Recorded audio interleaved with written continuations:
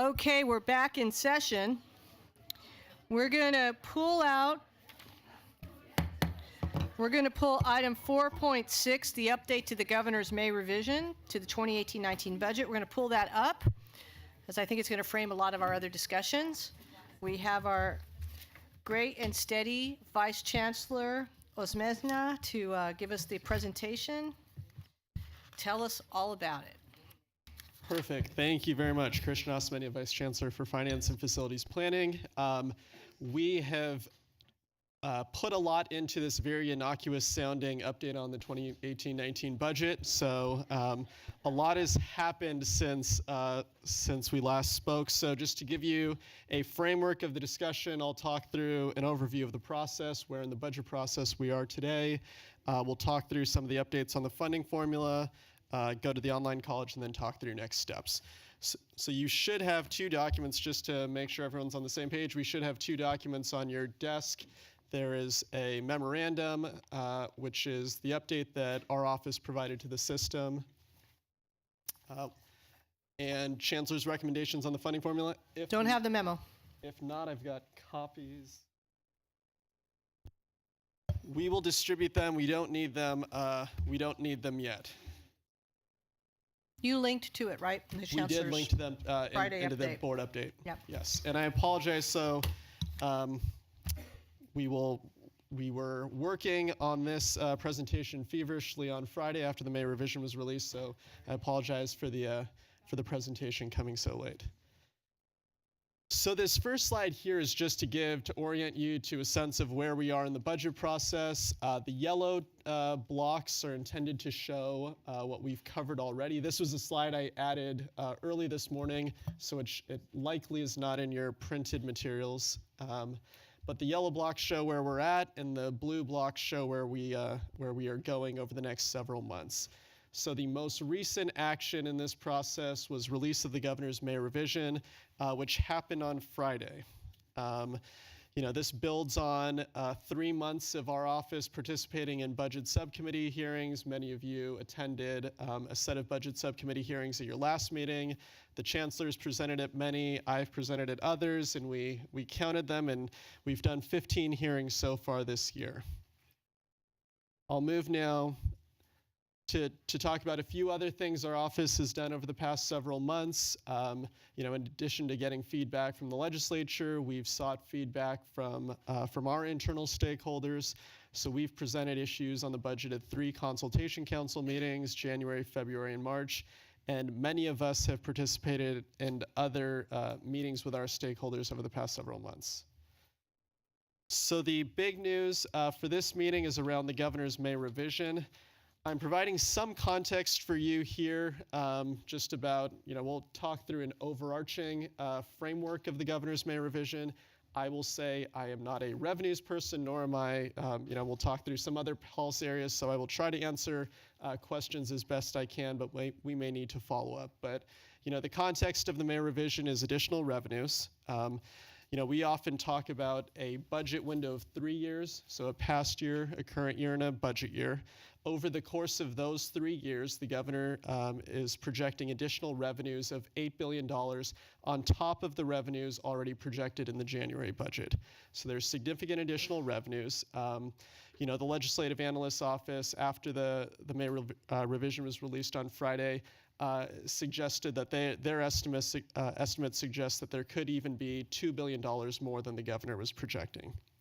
So there's significant additional revenues in the May revision, most of those associated with the personal income tax, more than half of it associated with the personal income taxes, associated with higher wages, and especially higher wages among high-income taxpayers. So this kind of is part of the governor's narrative that we ought to be cautious about how the state spends those additional revenues, because much of the revenues are associated with a highly volatile source of income. And so when you think about the 3 kind of major components of the governor's May revision, much of the money under his plan would go into the rainy day fund. So The governor's projecting at the end of the current year that the rainy day fund would have about $9 billion deposited into it, which is 71% of that target, and the target's 10% of general fund revenues. And so the large proposal is consistent with the governor's January budget, is to place additional resources into the rainy day fund, into the Proposition 2 rainy day fund. At the May revision, he proposes a set of one-time spending. The largest part of that is deferred maintenance, infrastructure projects, including at the universities, but also at other agencies. Some additional spending to address homelessness and additional spending to address mental health. And then the part that I think we care most about is the Proposition 98 minimum guarantee. And so the May revision reflects a minimum guarantee of about $78.4 billion. And the governor notes that this is about 66% more than the state had appropriated for the minimum guarantee 7 years ago.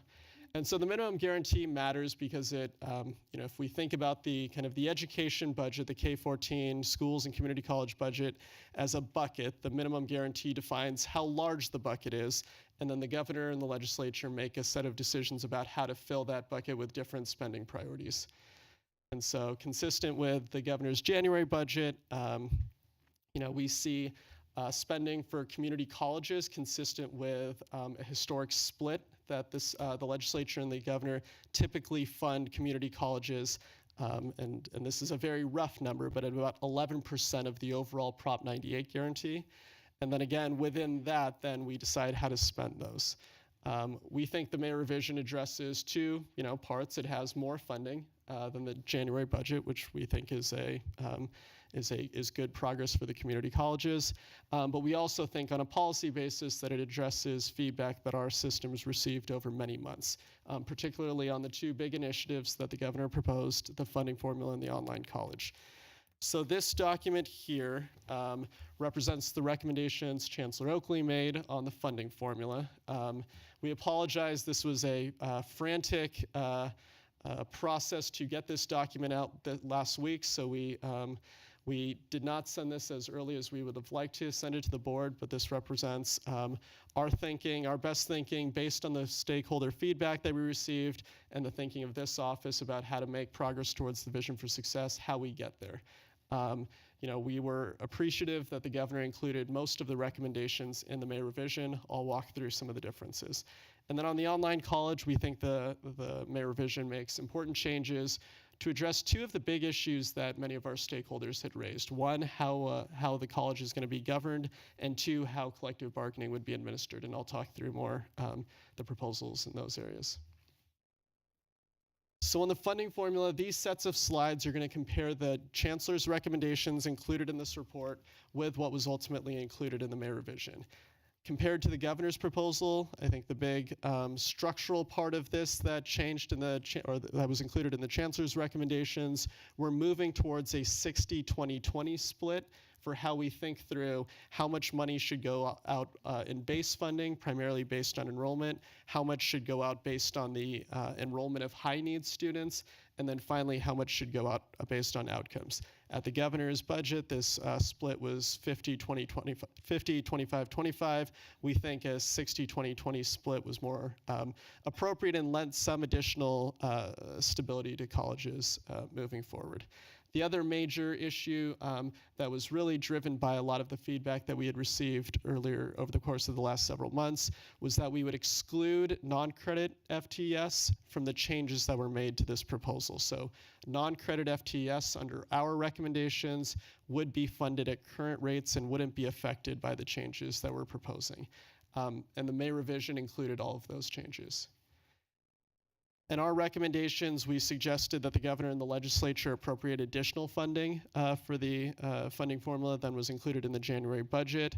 The May revision includes the January funds. In addition, it also includes $104 million in one-time funds, so we're appreciative of those additional investments.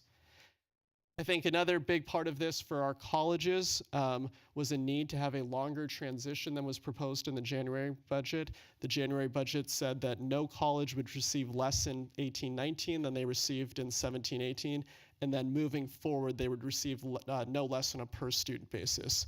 What we included in the governor's and our chancellor's recommendations were a 2-year hold harmless. So in 1819 and 1920, no college would receive less than they received in 1718, and we would grow that amount by COLA in 1819. In general, the May revision reflects the chancellor's recommendation. They provide that COLA in a slightly different way. They provide it in one-time funds that they call discretionary resources. The second line there is just to is authority that we requested to limit year-over-year funding a district could earn in very exceptional cases if that was necessary for us to give all districts some minimum level of growth. The May revision didn't include that provision, but we think that based on the funding levels that we would be able to sustain this intent that all districts grow year over year. In terms of a base allocation, we made a recommendation that in order to provide colleges with additional stability, that we move away from a system that counts FTES on a year-by-year basis with provisions that hold districts harmless, and instead move to a 3-year weighted average. That we would take your current year FTES, we would weight that at 50%, then we would also add in your past year and your prior year FTES. The May revision was generally consistent with that approach. They used a simple average across those 3 years. You know, a big part of this, informed by the LCFF, was obviously this equity allocation. At the governor's budget, we focused primarily on low-income students. We think it's important to consider not only low-income students, but also first-generation college students. That students who have both of those characteristics have additional needs, and first-generation students have unique needs from low-income students. The May revision continues to focus on low-income students, does not include first-generation students. We think that's something that we hope to continue to work with the governor and the legislature on. And then in terms of the student success part of this, which I think is the part that has generated you know, the most conversation, particularly among our stakeholders, we moved to a system that thinks about outcomes in 3 different ways. We created a new bucket of outcomes around progression outcomes. This was consistent with what we've heard from the field, but also what the literature suggests, that we ought to award intermediate progress towards a degree. And so we added in an outcome related to completion of transfer level math and completion of transfer level English within the first year of enrollment. This is consistent with the work that we're doing around guided pathways and also the work that we're doing around AB 705. And then on outcomes, we moved to a tiered system where we wanted to create a strong incentive around the associate degree for transfer as the best measure of whether a student is ready to transfer, particularly to UC and CSU. We would recognize associate degrees and community college baccalaureate degrees, credit certificates 16 units or greater, and then completion of career technical education units for students whose outcomes might be more consistent with what we've been calling skills builders. The governor's proposal generally accepts those recommendations, changes some of the weights, and also adds in transfer to 4-year institutions. Just a quick comment on that I think we, you know, obviously the vision for success includes successful transfer to UC and CSU as a goal that we think is important. I think we're concerned with some of the ways in which colleges, some of the incentives that might create, and I think we're particularly concerned around incentives to encourage transfer to institutions that may not be high quality 4-year institutions. So I think it's something we need to continue to work with the administration on. And then the last category would be around wages, that we include an outcome around attainment of a regional living wage 1 year after exit. And the governor's proposal accepts that recommendation also. One of the key points that the literature suggests, that the Legislative Analyst's Office suggests, is that even though, in addition to considering outcomes of all students, we need to consider outcomes of the high-need students that we've identified in the other parts of the formula. We provide additional funds related to the outcomes of those high-need students. The governor takes a slightly different, but I think generally consistent approach by providing additional funds based on the outcomes of Pell Grant recipients.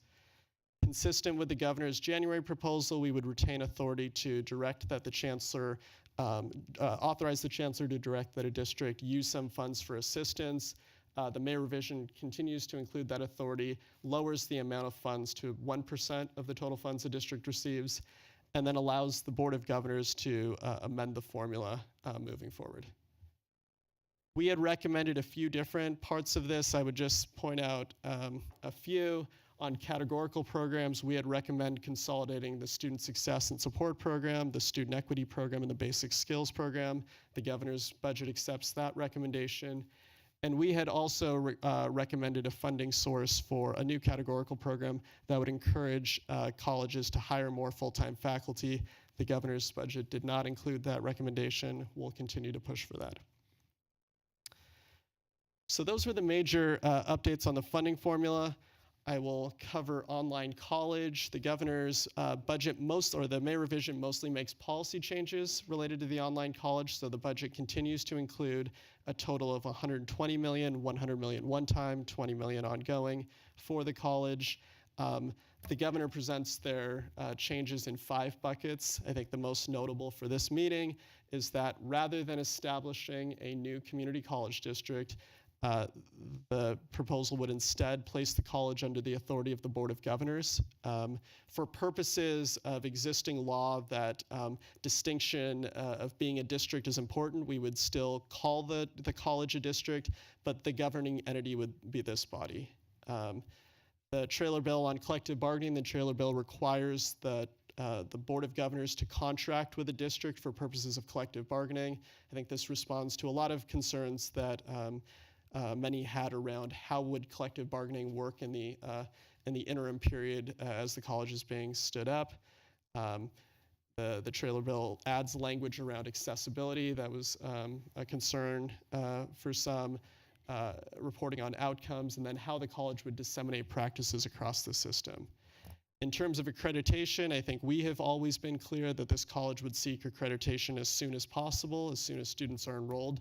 In that interim period, the trailer bill requires that the Workforce Development Board and the Employment Development Department certify the value of the credentials. So the way the Department of Finances explain this is similar to currently the Workforce Development Board maintains a list of eligible training providers for the purposes of workforce development funds. I think that we would imagine a similar process by which the Workforce Development Board certifies that these are worthy programs of public investment. And then the final part is clarification that the online college would create unique content and that the faculty would review OEI protocols. And so as you likely have seen, I think you likely have seen our first pathway in IT support. The May revision in our office also announced a new pathway, the first pathway was in medical coding. The May revision announced a new pathway in IT support. And so our next steps in this process, the May revision is being considered this week in the budget subcommittees. The Assembly budget subcommittees meet on Wednesday to hear the proposals and then would take votes the following week. The Senate budget subcommittee met today at lunch, and they'll meet again on Wednesday to take their votes. This is the first part. This kind of signals the start of the serious part of budget negotiations. The next steps after the houses have developed their versions of the budget, both houses appoint members to a conference committee. The conference committee works out the differences in the budget to send to the governor by June 15th. And then obviously we have a new fiscal year that begins July 1st. And with that, I am happy to answer questions. Just for purposes of clarification, Christian, are you going to make a separate presentation on online, or this is together? Those are both, covers both those items? The online presentation is going to focus on the work we've done around design. Got so if you have budget-related questions, this is probably the best Beautiful. place. Okay. Let's do this. Let's see what we have in terms of question or public comment. We just have one, right? Yes. Much to my personal surprise, we only have one commenter on this one, Adam Wetzman. Oh, wait. I just saw Julie submit. Because I would have been disappointed. Yeah, I expected that. Okay. Go ahead, Adam. So I have to leave and catch a plane after these comments, so I'm going to use that to storm out to make my point, just so you know. Thank you for the opportunity for me to speak on this. I want to thank the Chancellor's Office for really engaging all stakeholders, faculty, the CEO groups over the series of the last couple of months. There's been, I think, 3 or 4 opportunities, or perhaps even more than that, so that's been great. And many of the concerns that faculty groups had were addressed. So some of the things that we found the most troubling have been modified or completely removed. So one of the key things was that the original proposal was you'd be held harmless for a single year. Now it's for 2 years, so that makes things a little bit better. The 2 other buckets besides the FDEs have been reduced from 40% combined from 50% combined to 40% combined, which I think is also good as well. Nonetheless, there is concern that there are still elements of performance-based funding in here. And the research has consistently shown that performance-based funding does not necessarily lead to those metrics that we're seeking, and sometimes has unintended consequences, such as increasing equity gaps and also kind of shutting out educational opportunities for those students who need them most. And so there are concerns about that, and any kind of performance-based funding of this sort is opposed by FAC and I believe the other faculty groups as well. We are encouraged that the Chancellor's proposal that came out, I guess, last week, did reference something that is very important, which is attention to the needs of faculty. So the research has shown that if you do want to move the metrics in these areas, you need to increase the number of full-time faculty, and you need to support the part-time faculty to as great an extent as possible, because we're the ones in the classrooms, we're the ones in the student services offices who are going to help students achieve these goals. So if we really truly are dedicated to achieving those metrics that we want to achieve, we need to bolster those areas. Thank you. Thanks. Good afternoon. So what Adam, my dear colleague, just said, I am not going to repeat. He's right. The faculty groups are united within that one particular piece. So I'm just going to go ahead and move on. Just regarding the online college, we absolutely support the governor's goals and what he's trying to achieve with that.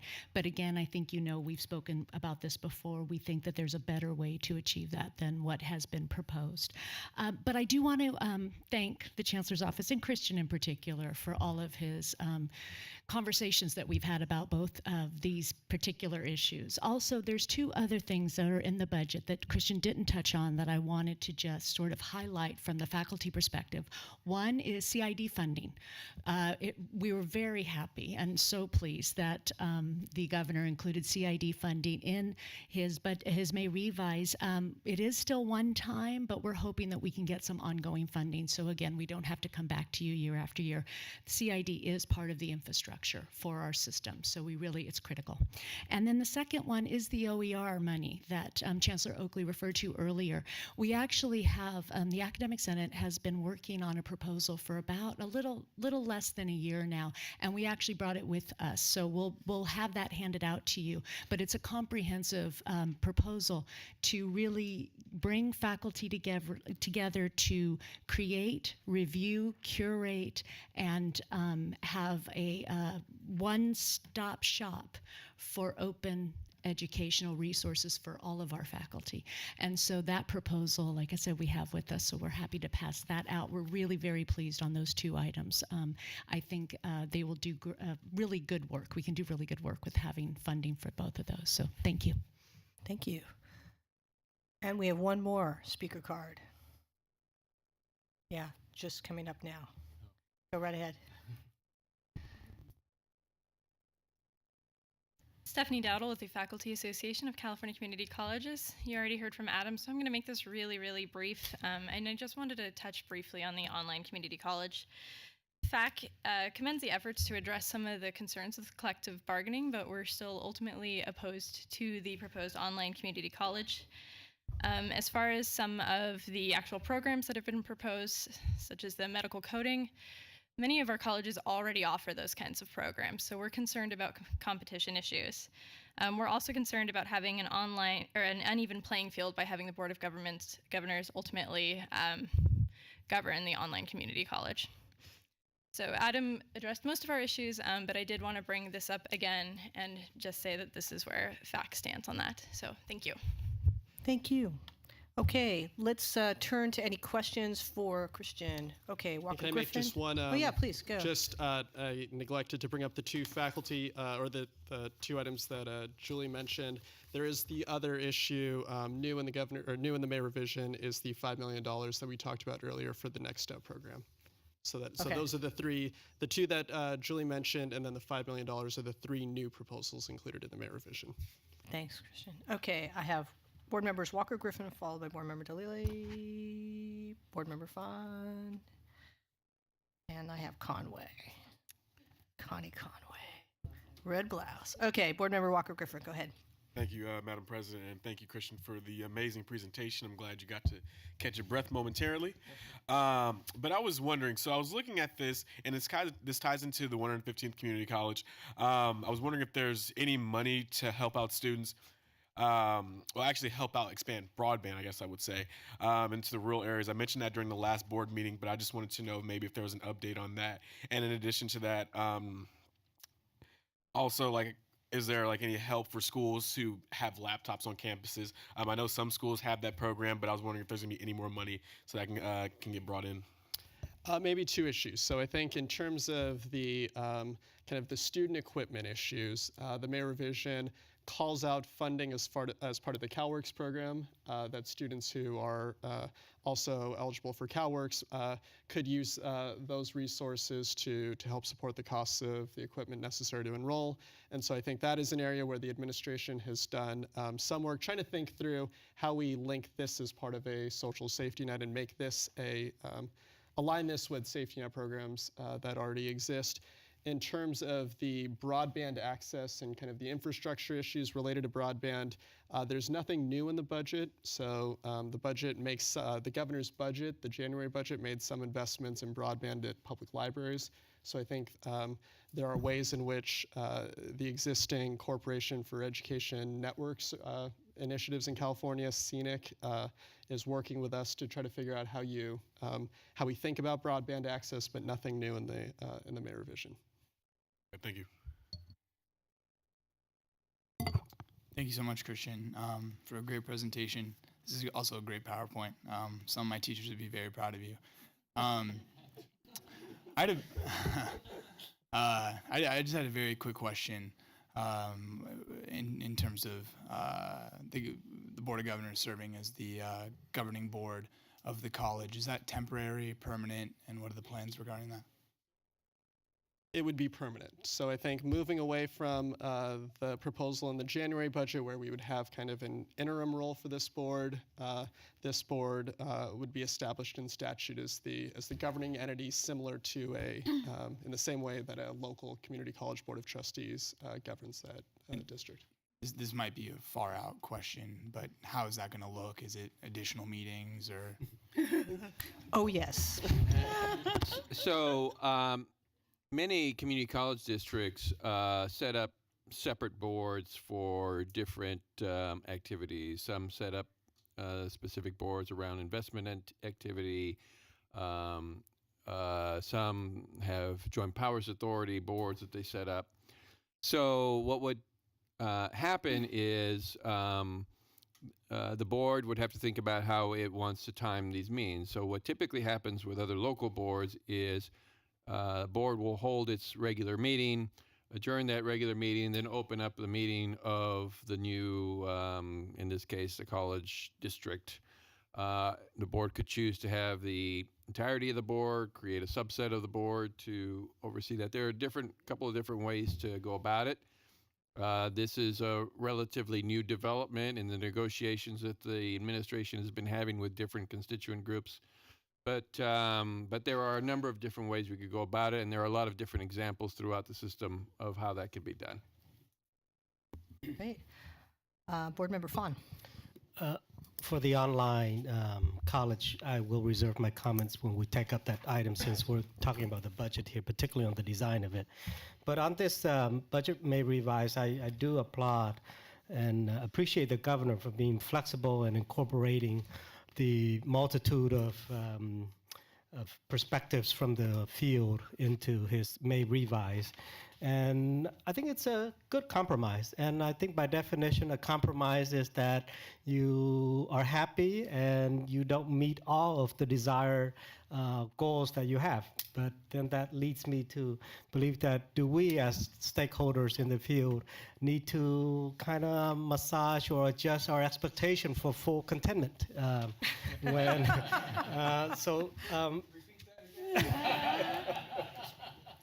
So this revised budget may do certain things and it may not do certain things, but I think what is very prominent in this budget is that it calls for all of us in the field to do things differently so that we can achieve better outcomes. And as a faculty, rather than asking my college president or the managers or classified staff or even the board of trustees or the chancellor's office to see what they would do differently, I ask myself as a faculty, what can I do differently in the classroom to help my students learn and to help my students succeed? So as you may know, this is kind of finals time and students are emailing their professors, oh, I missed that assignment because of family issues or computer breakdown or things like that. And as an instructor, I ask myself, it's pretty easy for me to just give them the benefit of the doubt and said, okay, I'll take your assignment because those points that the assignment total to may pass or fail the student. So as an instructor, that question comes to mind. Or other situations. If you see a student not completing his or her assignment, is there a willingness on your part to pull him or her aside and question that and make the appropriate referrals to the counseling so that that student can succeed? Or in a classroom where a typical class is 50 hours a week, can you spend 5 or 10 minutes talking to your students about taking more courses or the importance of course completion and whatnot? So I'm not suggesting that as faculty we reduce the rigor of our assignments, or I'm not asking us to dumb down or make your class easier for students to pass, but I'm asking what else can we do differently? Because if we as stakeholders on the campus or in the district or in the state chancellor's office do things differently, I think we can move that needle. Now, that said, I have a question for you, Mr. Vice Chancellor. It calls for a 60-40, 60-20-20 in probably after 2 years. I wonder, since you're part of the team putting together the recommendation, I wonder if there's a benefit. Well, I liken this new funding formula to like a freeway. And the existing formula that we have is on Service Street. And as we may know, if we want to enter the freeway, we have to get on ramp or down the slope or up the slope to get to the freeway. And I just fear that if we're basically just rushing, whether it's a 2-year period or 1-year period, to the freeway from the service street, accidents may occur. But if we actually time it so that it's incrementally 90%, 70%, 80%, or 60% to the point that year 4 or year 5, we achieve the 60-20-20, would that help the field to avoid accidents? That's my question. Thank you.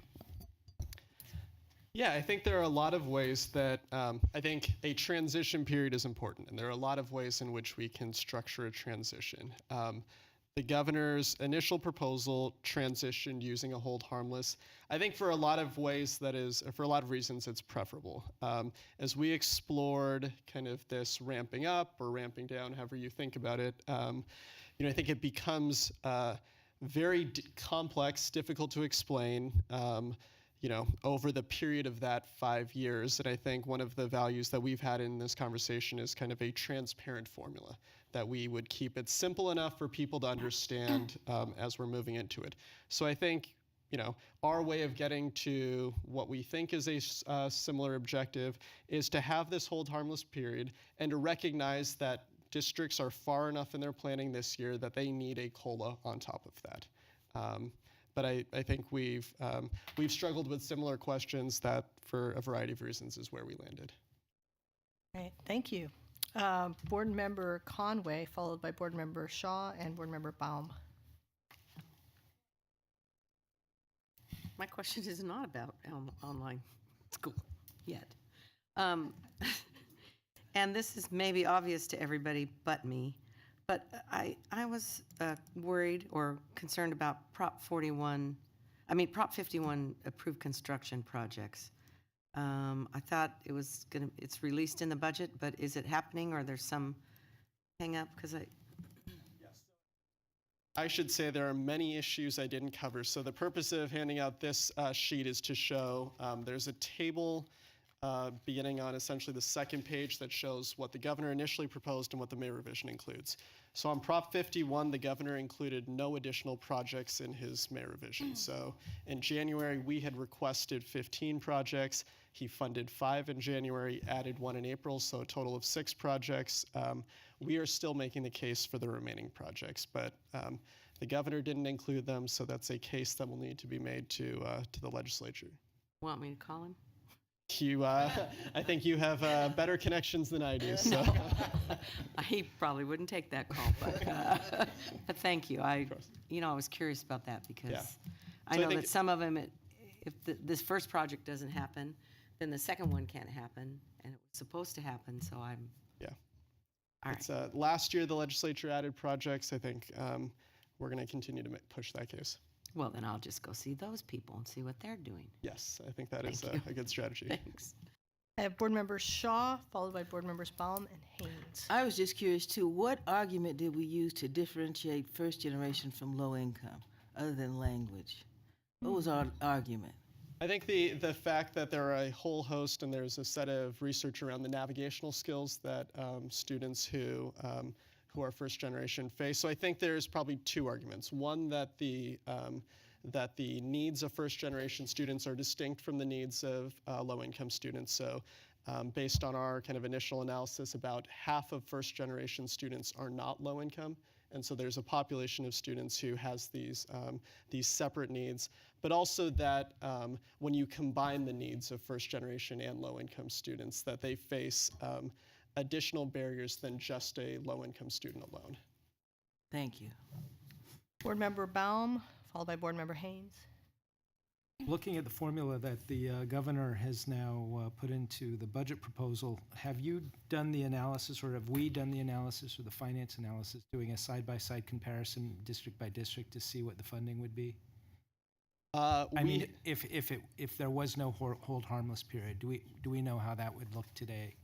Yeah, I think finance is hoping to post that analysis later today. I think we're confident that there was a set of simulations that I think rightly probably produced some anxiety in the field after the first finance formula. I think based on our analysis, it looks much better. I hesitate to say kind of magnitudes or number of districts, in part because I think finance.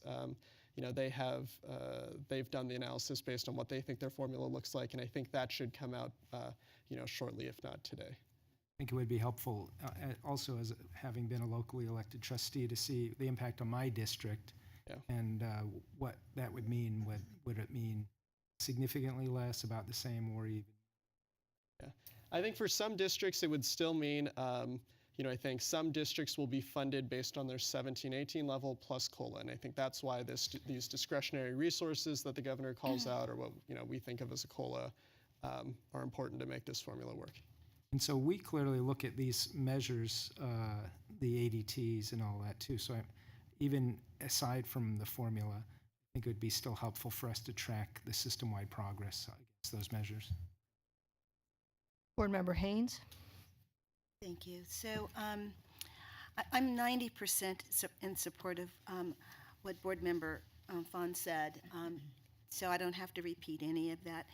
But I do wish to just to make a comment on the onboarding process. And I know that there were some recommendations for 5 to 7 years. And from my perspective, and maybe I'm at the far end, urgency for me comes up very high on my list. And I don't mean urgency at the in a negative way that overlooks process, but we need to keep time and process in that conversation as we move forward on a number of initiatives. And we also need to recognize that this economy is not going to be with us forever. And to go to the legislature 2 years from now, 3 years from now, when we do not know what those budgets will look like, this is the best time when we know that there are coffers and there's funding for this, as opposed to sort of languish or linger and then find that we do not have the funds for making these kinds of changes system-wide. Vice President Epstein. Thanks. I also want to express my appreciation for what Member Fawn said and for what Member Haynes just said. I agree with both of what they said. I had, in my travels around to a variety of colleges, I heard a lot of concerns about this, and I think a lot of those concerns were addressed in this. So I think that's really a great accomplishment. Christian, I think you deserve a gold star for that. It is funny, and what Member Baum just said about the funding formula, how it affects individual districts.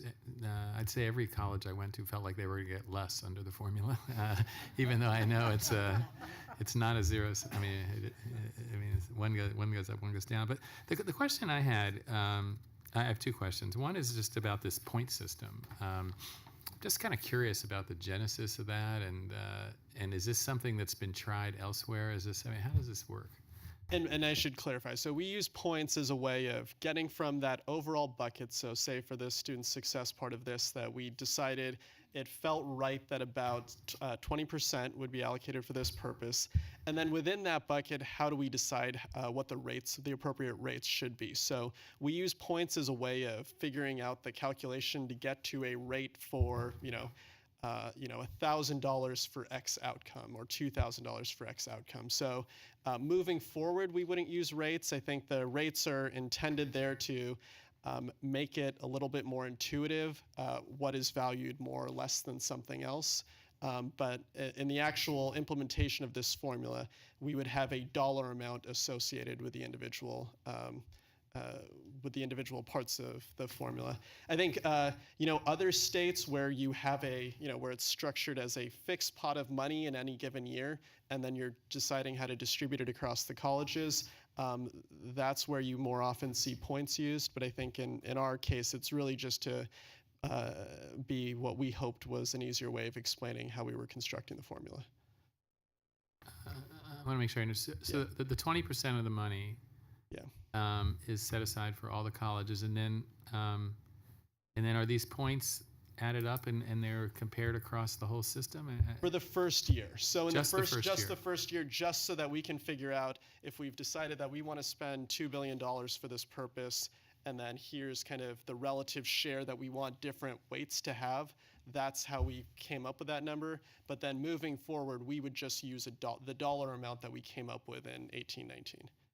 So that would just be the standard. We wouldn't be, this board wouldn't have the authority to kind of change that if we thought it didn't come out right? You could still change under the finance proposal. You could still change it, but we would then be changing the, $2,000. If you felt like that was too much, you would you would adjust the dollar amount, not the points.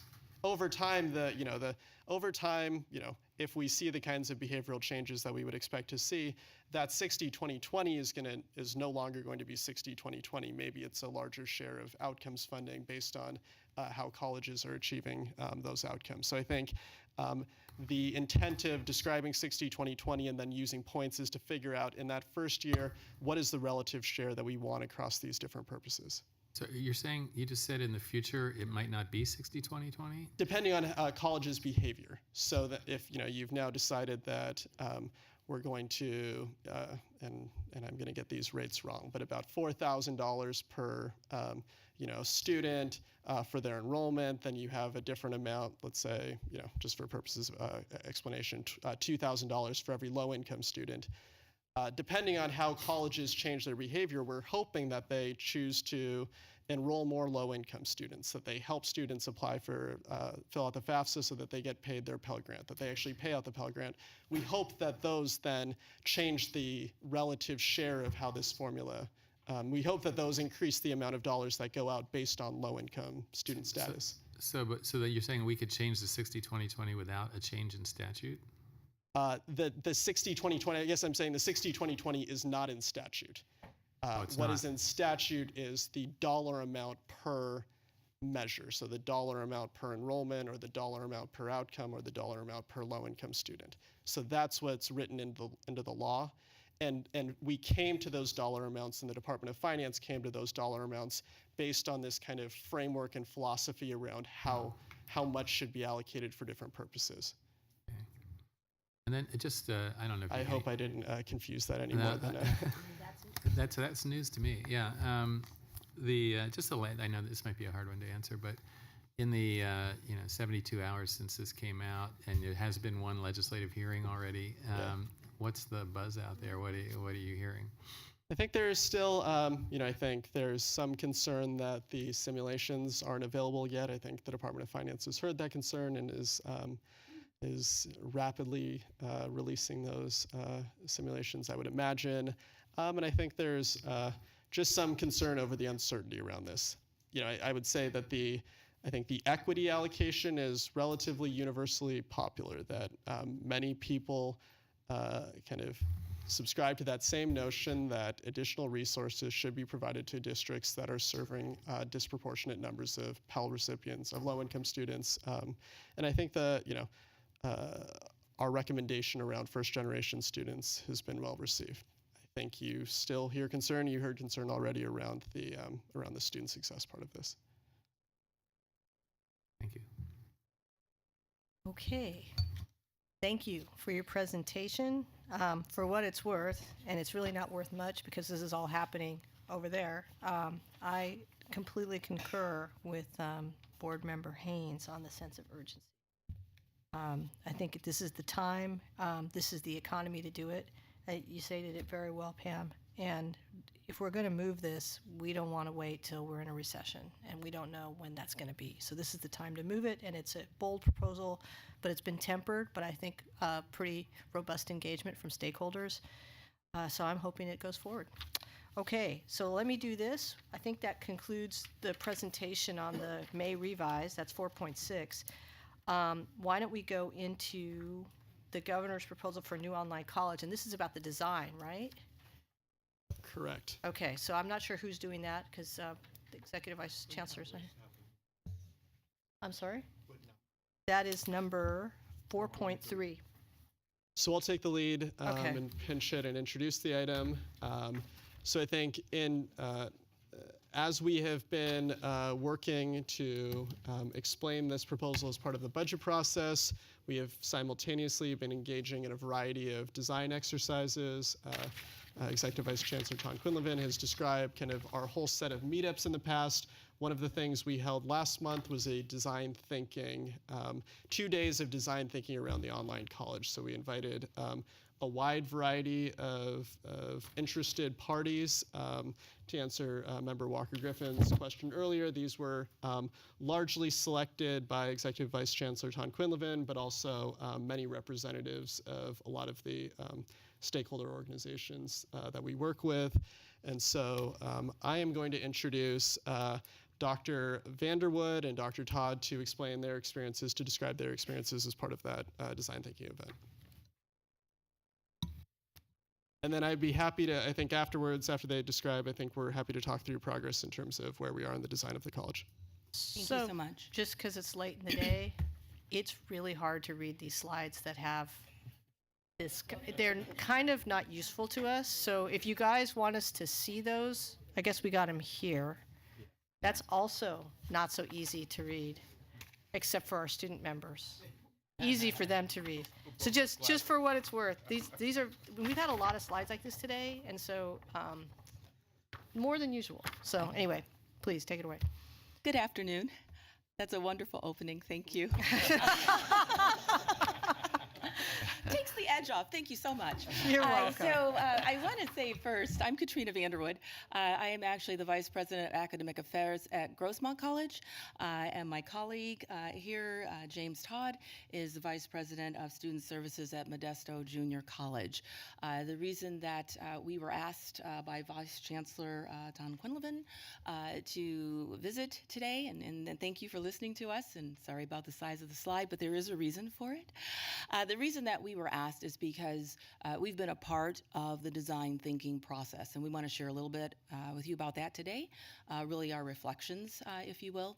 And I'm just going to start by saying the reason that you have all of these names on this screen is really to show you, not necessarily for you to read them all, but to say that there was an eclectic and inclusive group that was invited to participate in the design thinking process for the fully online college.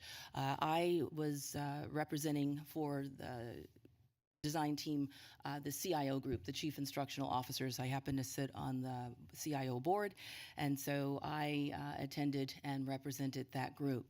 The intention is to say that there are a variety of stakeholders that were present, from adult ed to four-year universities, to K-12 schools, to a talent agency that hires short-term folks, to UC Berkeley, I think I mentioned the four-year schools, to the Chancellor's office, to a trustee from a community college.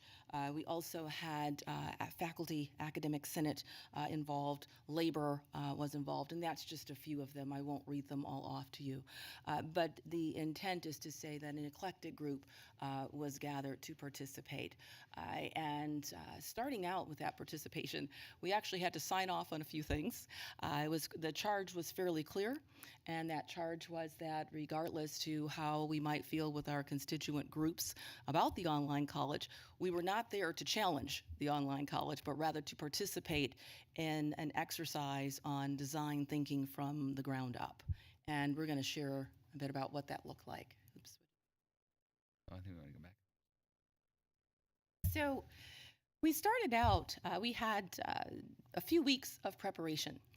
We attended, many of us were interviewed for over an hour on the phone by someone asking us about our backgrounds with online learning and what we thought an online college might need to look like. We then participated in a couple of weeks of going into systems and looking at what competency-based training might look like. For example, I learned how to operate a lathe online without a real lab. And so different members chose to do different things. And that was the preparation for the 2 days in Palo Alto. What we're going to share with you very quickly, because we certainly want to leave some time for you to ask us questions, are the storyboards that were actually created while we were in the midst of this 2 days in Palo Alto at the Institute for the Future. Not sure how many of you have engaged with or are familiar with the Institute for the Future, but we were brought in, and typically what they will do, they're in Palo Alto, and they work with organizations that are looking at doing something new. In this case, we're looking at an online college from the ground up. And so we spent 2 days operating from the perspective of what can happen in the future and how do you look through that lens. So for example, if you're designing for today, you're designing for our constructs of today, you're designing from our perspective of today, but if you're designing for 5 to 10 years out, then you're really seeing through a different lens. And so that was how this whole exercise really was put together. Very quickly here, the online college design shop is the slide that you're looking at right now. And the storyboard kind of tells, in the background you see the students that are currently, we call them leading edge users. These are folks that are actually participating in fully online organizations right now, and they are the users, and they shared their experiences to help us get into that space. We also heard from platform innovators as a part. And while there were presentations, a good share of our time together was really spent collaborating in collaborative spaces and looking at many of the questions and posing many of the questions that we've heard already today. How are student services going to be handled? What does this look like? What happens? What does faculty engagement look like? What's it going to cost? These are all the kinds of questions that were asked and posed over that 2 days worth of time. But stepping back and saying, let's look at the principles for design that we're going to need in order to put together this online college. Thinking in terms further of what the future of work looks like. I'm certain that some of you are familiar with the gig economy. So we think in terms of Uber drivers. Those folks are actually out, they're doing things, they're creating jobs. What does training look like for those folks, particularly as they start to look at technology? What happens with competency-based versus grades? These are the kinds of concepts that we explored over a 2-day period, knowing going in that we're looking at end users, both the learners as well as business and industry on the other side, and what those needs look like. Are they competency-based versus the typical test and grades? What does that look like? If I can't touch it online, what does my learning module look like, and how do you connect that perhaps with the other 114 for the rest of the story? I'm going to segue now to my colleague who is going to talk about design principles. So it's interesting. As I was doing this, I was on my way out the door, actually the same day, and I discovered that my assistant is getting a degree, finishing her bachelor's at Western Governors University. And the Chancellor for Western Governors University was there as well with us and talked about the process of them building their own college and a platform which has a success coach or someone that's an advisor online with you, where you see the timeline of the courses that you're trying to finish. And one of the things my assistant let me know that she loved about it was that she was always told where she was at in the course sequence, and that she was also could do this in 15-minute increments, or she could do it 30 minutes. And she was actually, I had wondered why she was staying there till 7 p.m. at nights, and then I found out it was for her to finish her degree. And she also talked about her ability to use competency-based education in this, and it was focusing on the areas that she needed to pursue to be able to develop her knowledge, rather than sit in what would be initially like a large credit hour based system only. So that was part of what we talked about. I think what was asked of us was to suspend disbelief, think differently rather than what are the constraints of our system. Our brick and mortar is basically the credit hour, and we have not incorporated a lot with competency-based learning as of yet as a system, and that's what we engaged with. So we talked about, how would this be accessible for a variety of students, both students that might need different kinds of accessibility modalities, and as well the connection issues and it being available on multiple platforms. It's interesting too, as well, as I rode with an Uber driver on my way to the conference, and talked to me a lot about his difficulties in getting into a brick and mortar community college. So having that modality available in terms of your phone or your pad, having it affordable. There were questions asked about financial aid, which I think are still lingering. We talked about it being adaptable and flexible, being able to do it in different kinds of time or just-in-time learning for students, connected with both employers and with higher education. The mood of the room was extremely excited around the ability to work with large-scale employers and to think outside of the box on how we help learning for future employees.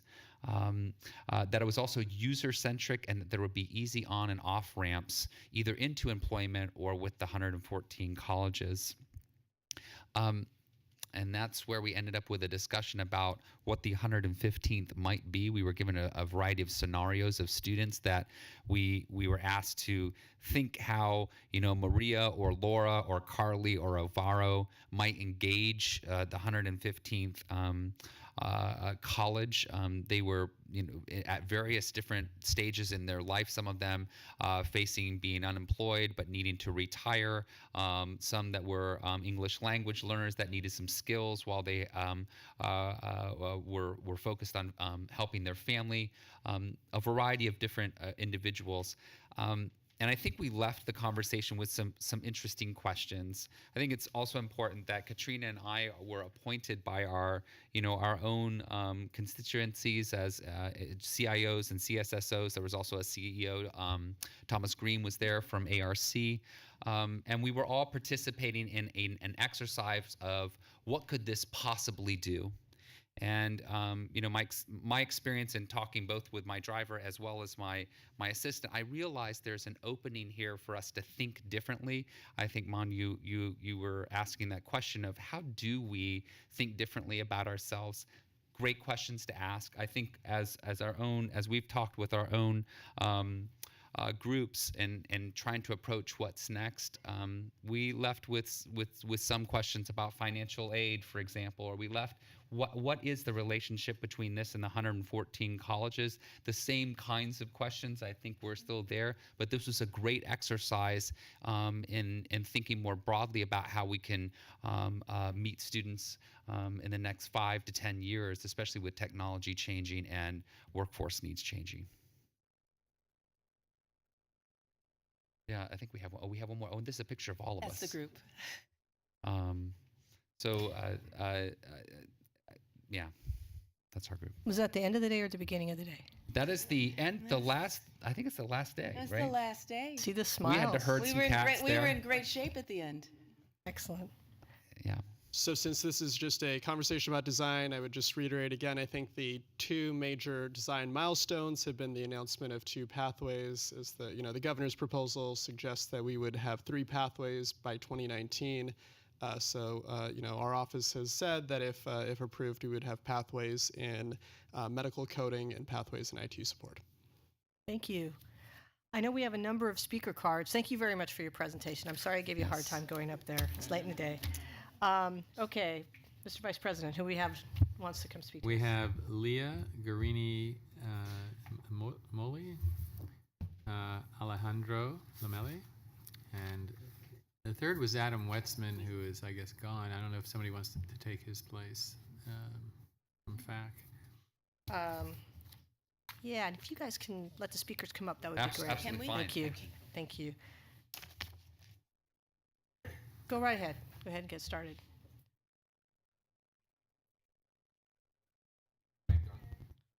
Thank you, Eli.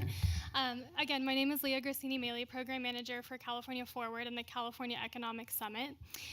Over the last few months, California Forward has organized a series of events called the Future of Work Meetups.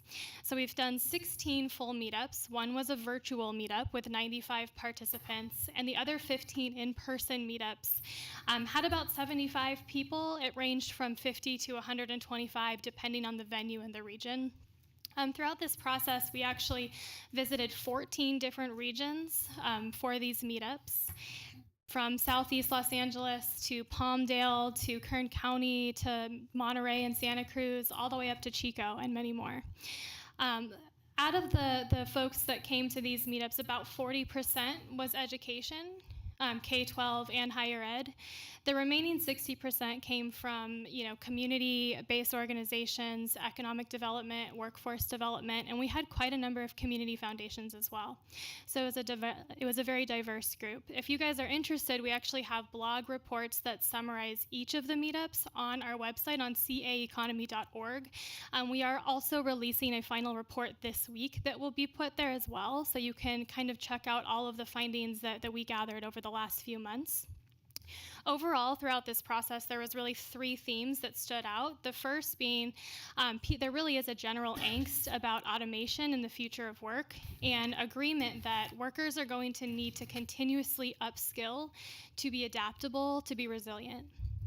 The second is there's really all of the community leaders in these meetups were advocating for us to work on better serving the stranded worker population. This could include, but isn't limited to, growing the impact of the Strong Workforce Program and continuing to support the public-private partnerships that are going on in each of our regions. So finally, my last point is there really was a lot of excitement throughout every meetup across the state on the online community college. So specifically, leaders really thought this was an opportunity to reach younger adults who may gravitate towards this type of learning and feel uncomfortable or they don't see themselves in the traditional brick and mortar, but also strong support for the elemental structures that are built into the online proposal. So competency-based education, multiple start times. Thank you. Cultural awareness and affordability. So those elements were supported unanimously across the state, and I think it's important to say. You can also see all of the feedback on the recommendations for the implementation and the design of the online community college in the report. So please stay tuned for that. Thank you so much. Thank you. Hello, President Solano, Vice President Epstein, members of the board. My name is Alejandro Lomelli. I'm with the Student Senate for California Community Colleges. I was one of the participants in this design thinking workshops. I was able to participate in that capacity. There were 3 students that participated. I know there was a question about that. 2 members of our organization, as well as another student, Radmila, who primarily is a student on study.com. So she was able to share her experience as a single mother, navigating through the system and trying to earn her bachelor's degree while using 15-minute increments while driving from work and to pick up, a child in various capacities, and you can see some barriers along that process. We were able to engage with a number of our students in the discussion of the online college since January, and some proposals have been happening for over a year now. And I wanted to give the opportunity to share some of their concerns originally. During this design thinking process, it was one of the most engaging experiences I've had in my student leadership experience.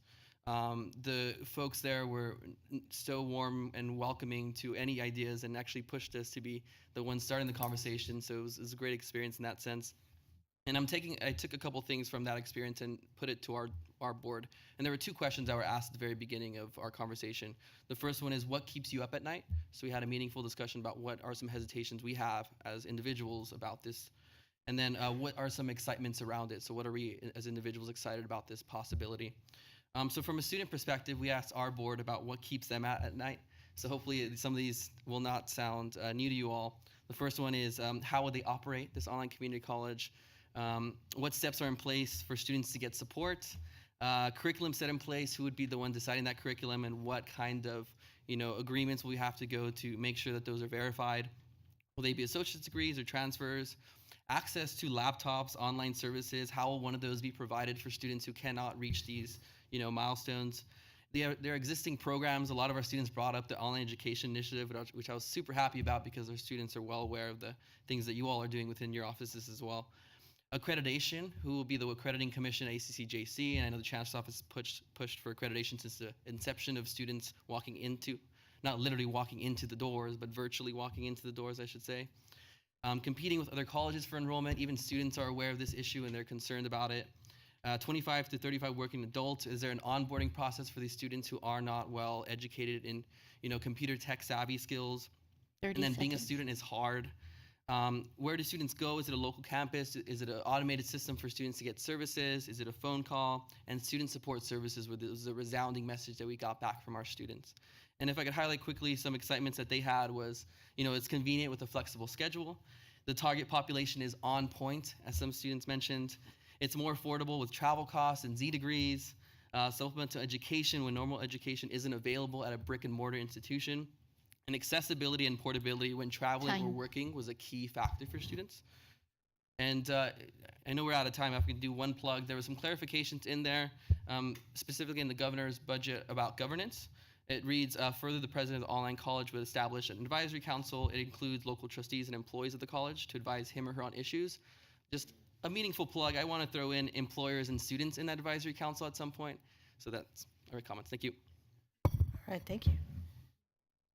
That's it. Okay. All right. So, questions from the Board of Governors. Who's in the queue? Who's in the queue? I have one. Okay. Alex? Walker, did you have a question from before? Yes, you did. You wanted to ask about students' involvement in. Did that get answered? Yes, it did. Okay, great. Thank you, Tom. Okay, Fawn, Haynes, DeLily, that's who I got. Anybody else? Okay, go ahead. So one quick question on design. I think the memo here says that the new online college is designed to not duplicate programs offered at other community colleges. So let's say that if there's a college down the coast in Southern California that expresses to the Chancellor's office that, oh, by the way, we do have an HIC, Health Information Coding Program, offered here both online and on ground. What would be the process then if there's such a question or a comment expressed from a college campus to the committee or to the Chancellor's office? I'm curious. I'd be happy to field that question since Vaughn is not here, and certainly our folks from Educational Services can chime in as well. I mean, the main issue here is duplicating content or duplicating the program and services that we're offering. So the first pathway is a good example, medical coding. There are certainly medical coding certificates elsewhere in the system, but they're not duplicative because one is specifically tailored to the needs of a partner organization, in this case United Healthcare Workers. It is a much broader scale, and it will be designed in and put into a competency-based platform. If, let's say, for example, if college said, we believe that we have an existing piece of curriculum that is being delivered the same way, and we would be responsible through Educational Services working with that college to look at the comparison of two curriculums. Certainly, if a college can show us that they are delivering the same content in the same manner and can be scaled, we would want to work with that college to enhance their capacity, not create new capacity. The charge is still the same, to provide the content to satisfy the need. The question is, can we take the content that's already exists at a particular college and use that to scale it? So we would, in that case, work with that particular college to look for ways of scaling the existing content. If I may, so let's say that then the 115 college would offer the same program and that Coastal Community College does the same, then it's up to the student to determine, okay, should I go to the 115th college or this college in my community, or should I be officially enrolled? They probably have the option, because I think, Chancellor, your statement is that there could exist then very similar, or if not the same, programs at the 115th college and that Coastal Community College. By the way, Coastal Community College is just a make-up name. I'm sure it's not too dissimilar than the official name of the college you're bringing up, but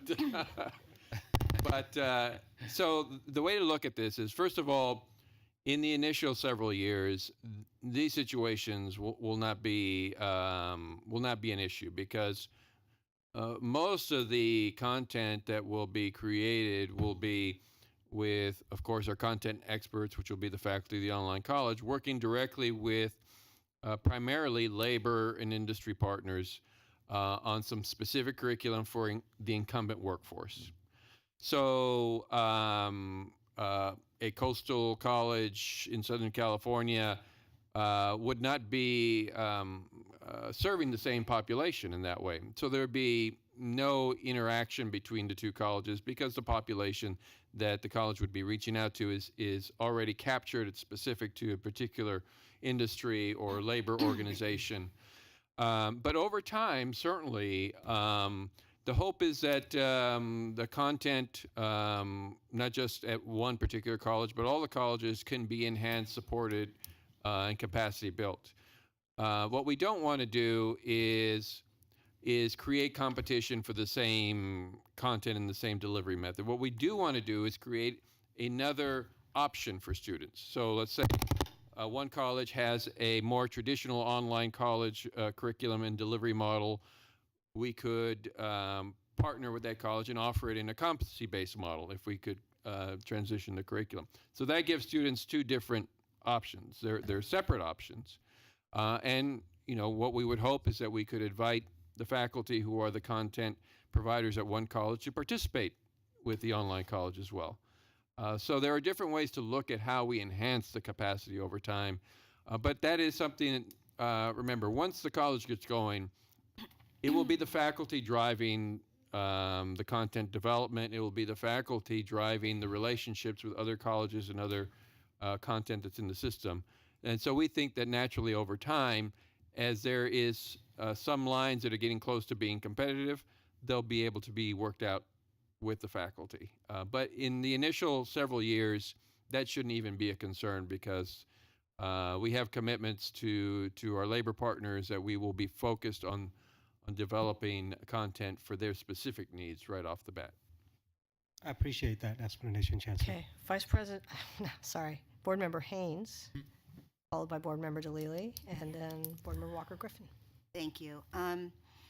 So this presentation was opened by a comment and opening for thinking differently, and I think that needs to be sort of at the forefront. One of the other issues, and it really isn't, well, it's sort of a question, but I'm not going to frame it that way. This issue around competency education.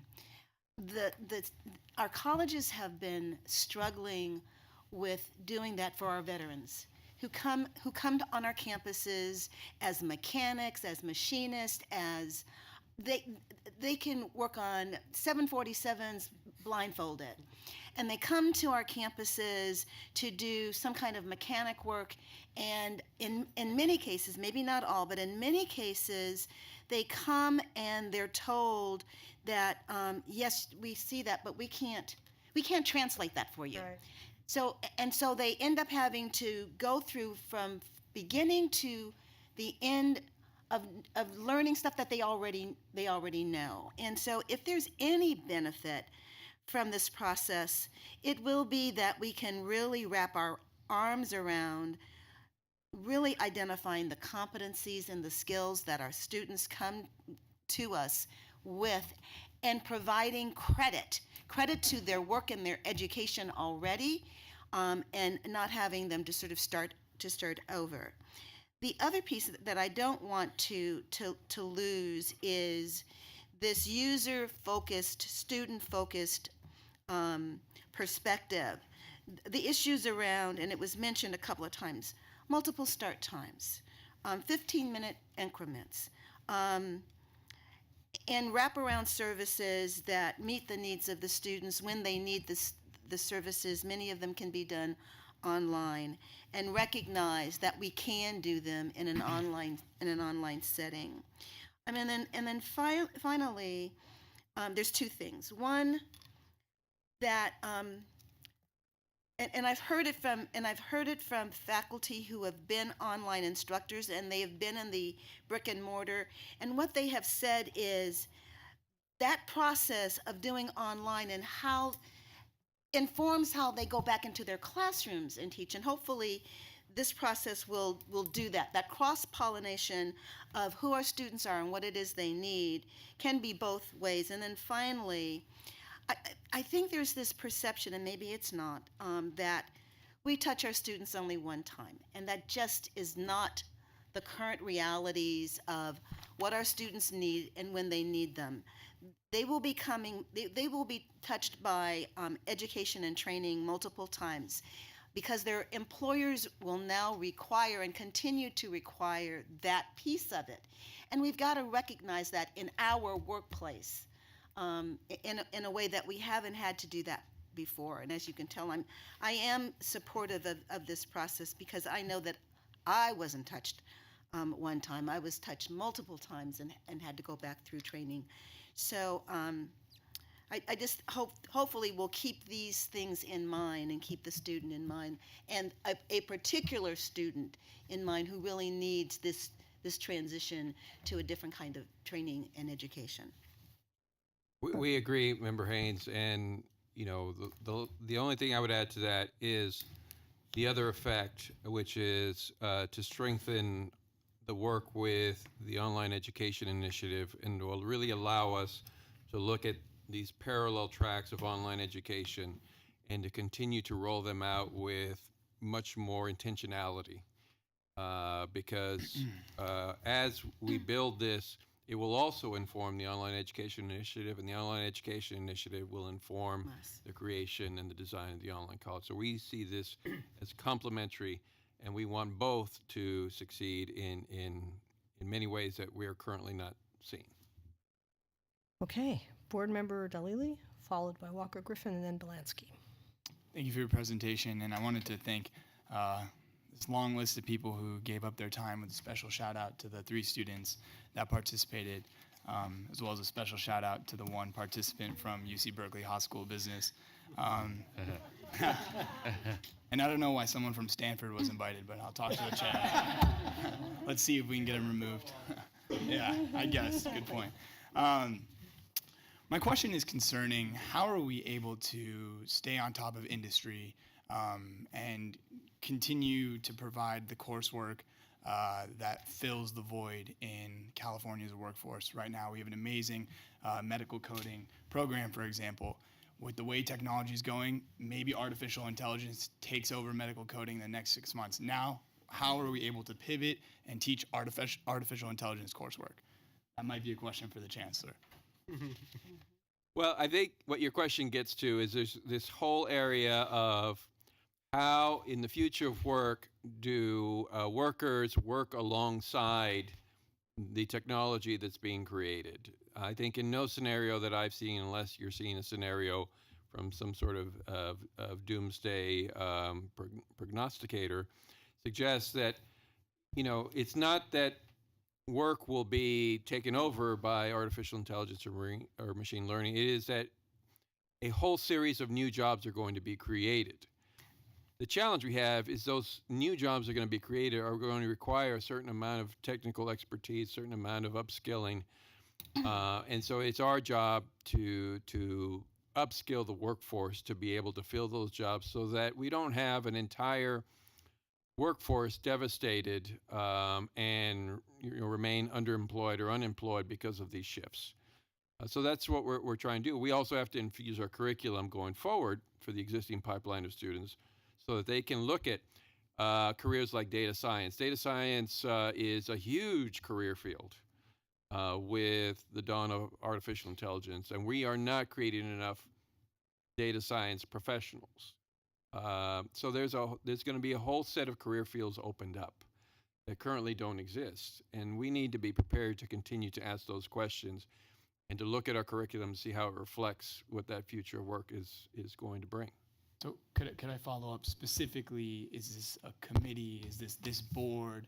Who is it? Our vice chancellors that are looking at industry and saying, "Oh, data science is growing. We should plug in a couple more classes." I think it's some of all of the above. Certainly, the Strong Workforce Initiative is geared toward looking at the future of work, and that's why, you know, the work that we're doing in the meetups is a combination of Strong Workforce and California Forward, many other organizations that are looking into future work. But also within the proposal for the online college is this sort of innovation lab, this opportunity to create a specific place and an intentional place for us to be thinking about the future of using the latest in learning science, the adaptation of learning technology, and how does that support our faculty and our staff to understand what needs to change. But, you know, in the end, all of our colleges should be asking this question, and we want to also encourage that through things like the Innovation Awards and other things. I mean,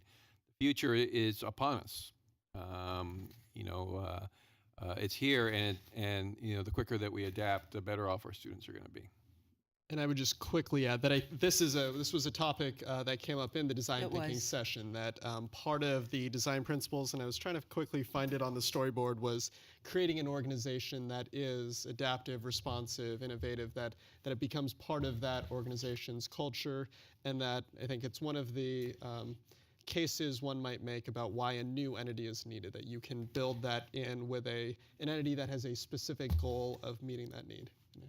I was going to comment as well that the other thing that we spoke quite a bit about was the fact that if you think in terms of, I don't want to date some of us in the room, but if you think in terms of how you're learning and perhaps how I learned, and think in terms also of how technology is currently much more integrated into our lives. Think pre-iPhone and now, and how quickly that has happened.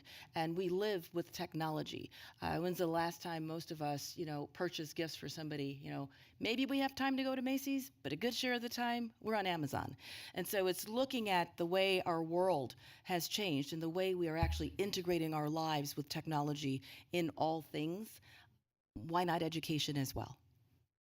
Can I ask a real quick question? We have 2 more people in the queue. Okay. But this is in line with, I just want to know who's doing this now. Yes, What you may. organization, thank you.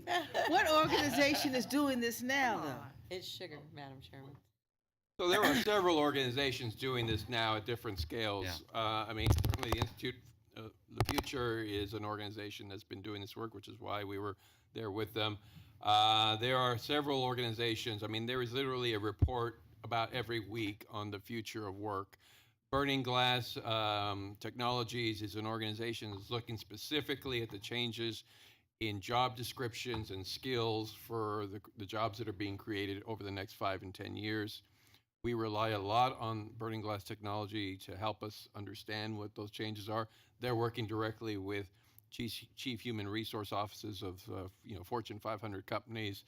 So a lot of this is iterative, and there is both research at the national level as well as in the state that we're relying on. But ultimately, what we want to do here is to create our own hub where we're having this conversation within the California community colleges as well. So Colorado does a very good job of this. They have a specific initiative called the Skillful Initiative that's focused on mapping skills for the jobs of tomorrow.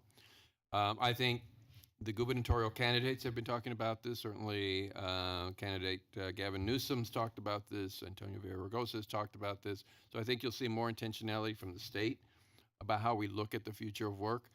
But other than that, there certainly are states that we're learning from. Kentucky has taken this on very directly through its technical college system.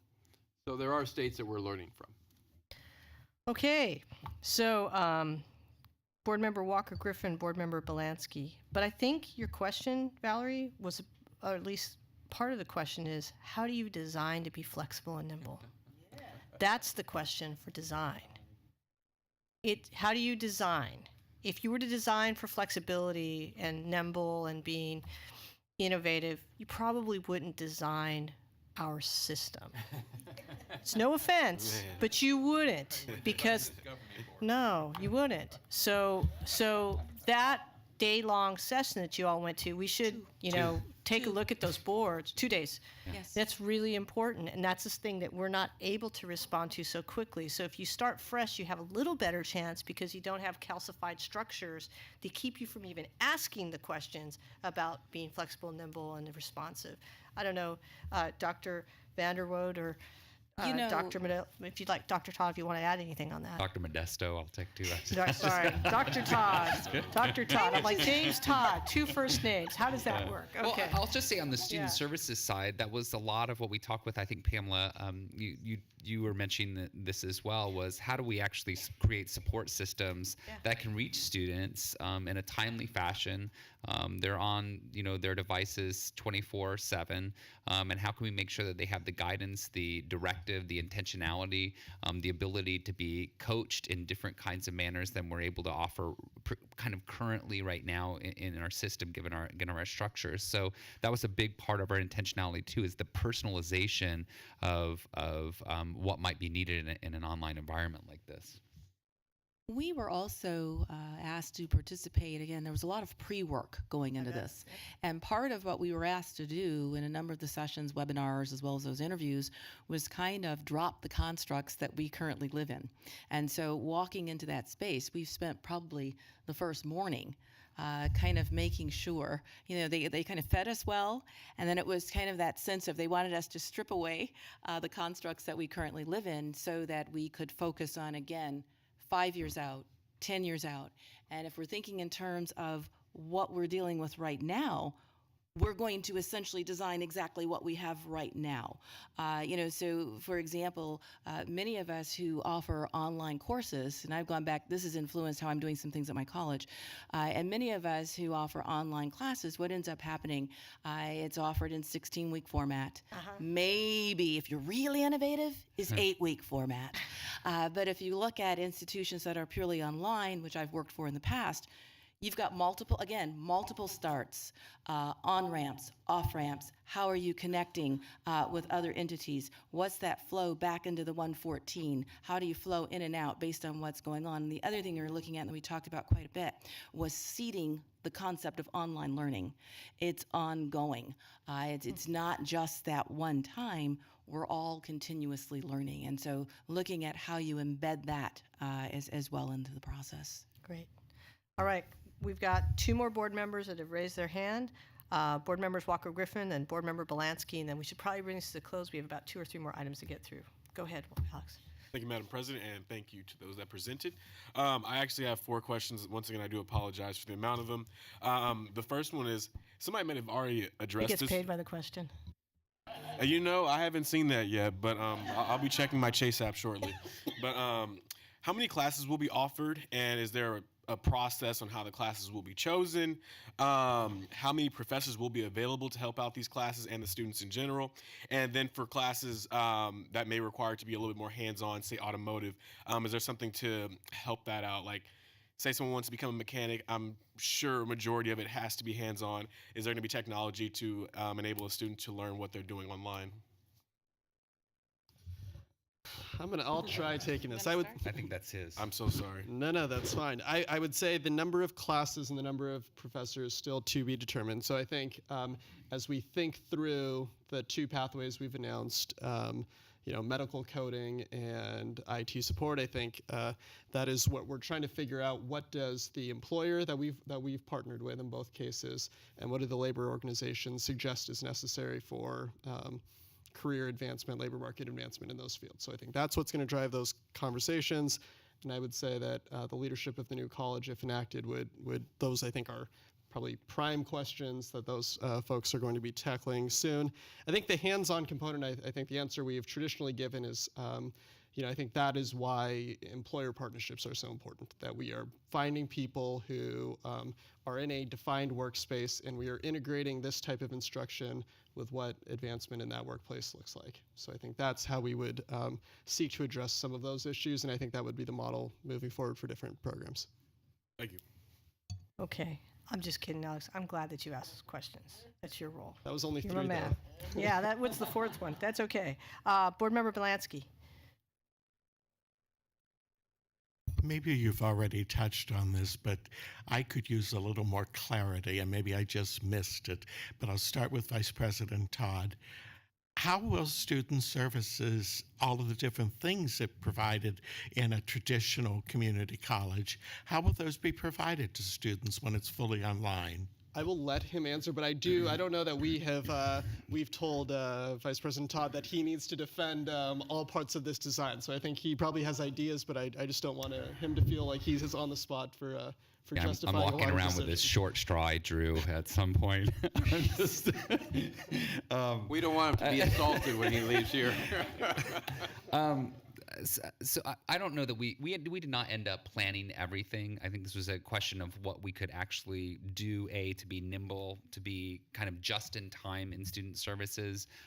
There was a lot of consideration in terms of being able to be there for the student throughout a 24-hour 7 period. There was also a lot of discussion about how do we best onboard students now? How can we rearrange when we talk with I guess they would be kind of competitors that we talked with, Study.com, Minerva, WGU, a variety of others that came in to kind of talk about how they onboard students. It was about, immediately giving them career assessments, making sure that students knew immediately what they might be able to succeed at or finish in a short period of time or a longer period of time, understand their framework so that they could get going just in time there. There was a lot of discussion also about artificial intelligence and how that might help in some of the coursework as well and some of the support. So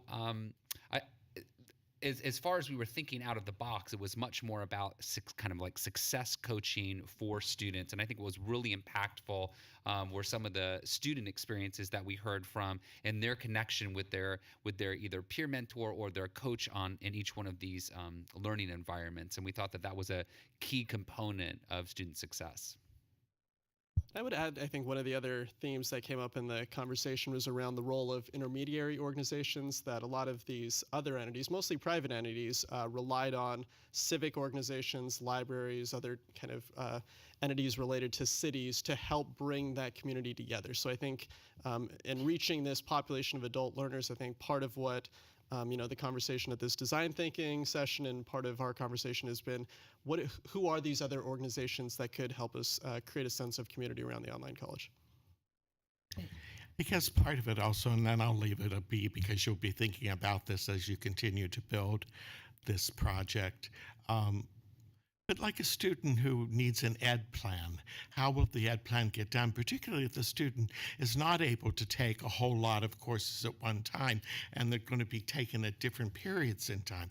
Or the student suddenly discovers, I need tutoring. I really need tutoring. Or the student hasn't been given sufficient information about financial aid or the promise agreement and all that, how that gets, is that all done by cell phone, mobile phone? And I don't want an answer per se, but I do think that as this all moves forward, more practical things need to be looked at because you may be dealing with individuals who are not in the 22nd century. And I think they're in the 20th century. It's interesting, just to interject, I think that Alejandro Lamelli, when he went through the brainstorming you guys did with your board, Alejandro, Alex, you guys, many of those questions get raised. They're the practical questions, and the user group, the students, are the ones who generated most of these, right? They think about that. Very much so. And those were very much parts of the conversation, Joseph. I think just to put that out there, we were very attuned to those. And I think the kind of concierge model part of this was what we talked a lot about. And thinking again about that person that has 15, 30 minutes, an hour in between jobs, how do we best make sure that they're successful in that time period was the structuring of it. All right, we're going to let Board Member Conway have the last set of questions or comments. It's quick. So I am just trying to absorb all this under the auspices of the sugar coma that I am in. So we've not completely made a decision yet? Are we still taking input? I know there was alternative proposals It's in the from governor's May revise. Folks. That's what we're waiting for, legislature. Yes, but we're doing work as to what this looks like, or the governor's proposal will decide what our school looks like. So the governor's proposal has laid out the framework. We are not intending to presuppose what the online college would look like until the faculty and the leadership of the online college are selected. But we are interested in developing design principles so that we're intentional about what we want the online college to accomplish. We're setting up the partnerships around, what kind of activities will be the first activities that the online college would take on. So that's why in the proposal, we are required to come up with 3 pathways, and the legislature has asked us to come up with 3 pathways, and so that they can best understand how this would work. We're getting ready to be ready when they're ready. We're getting ready to be ready. We're doing all the work necessary to be ready because it's an aggressive timeline. We're being asked to have the first cohort of students enrolled by the end of 2019. That is around the corner, literally.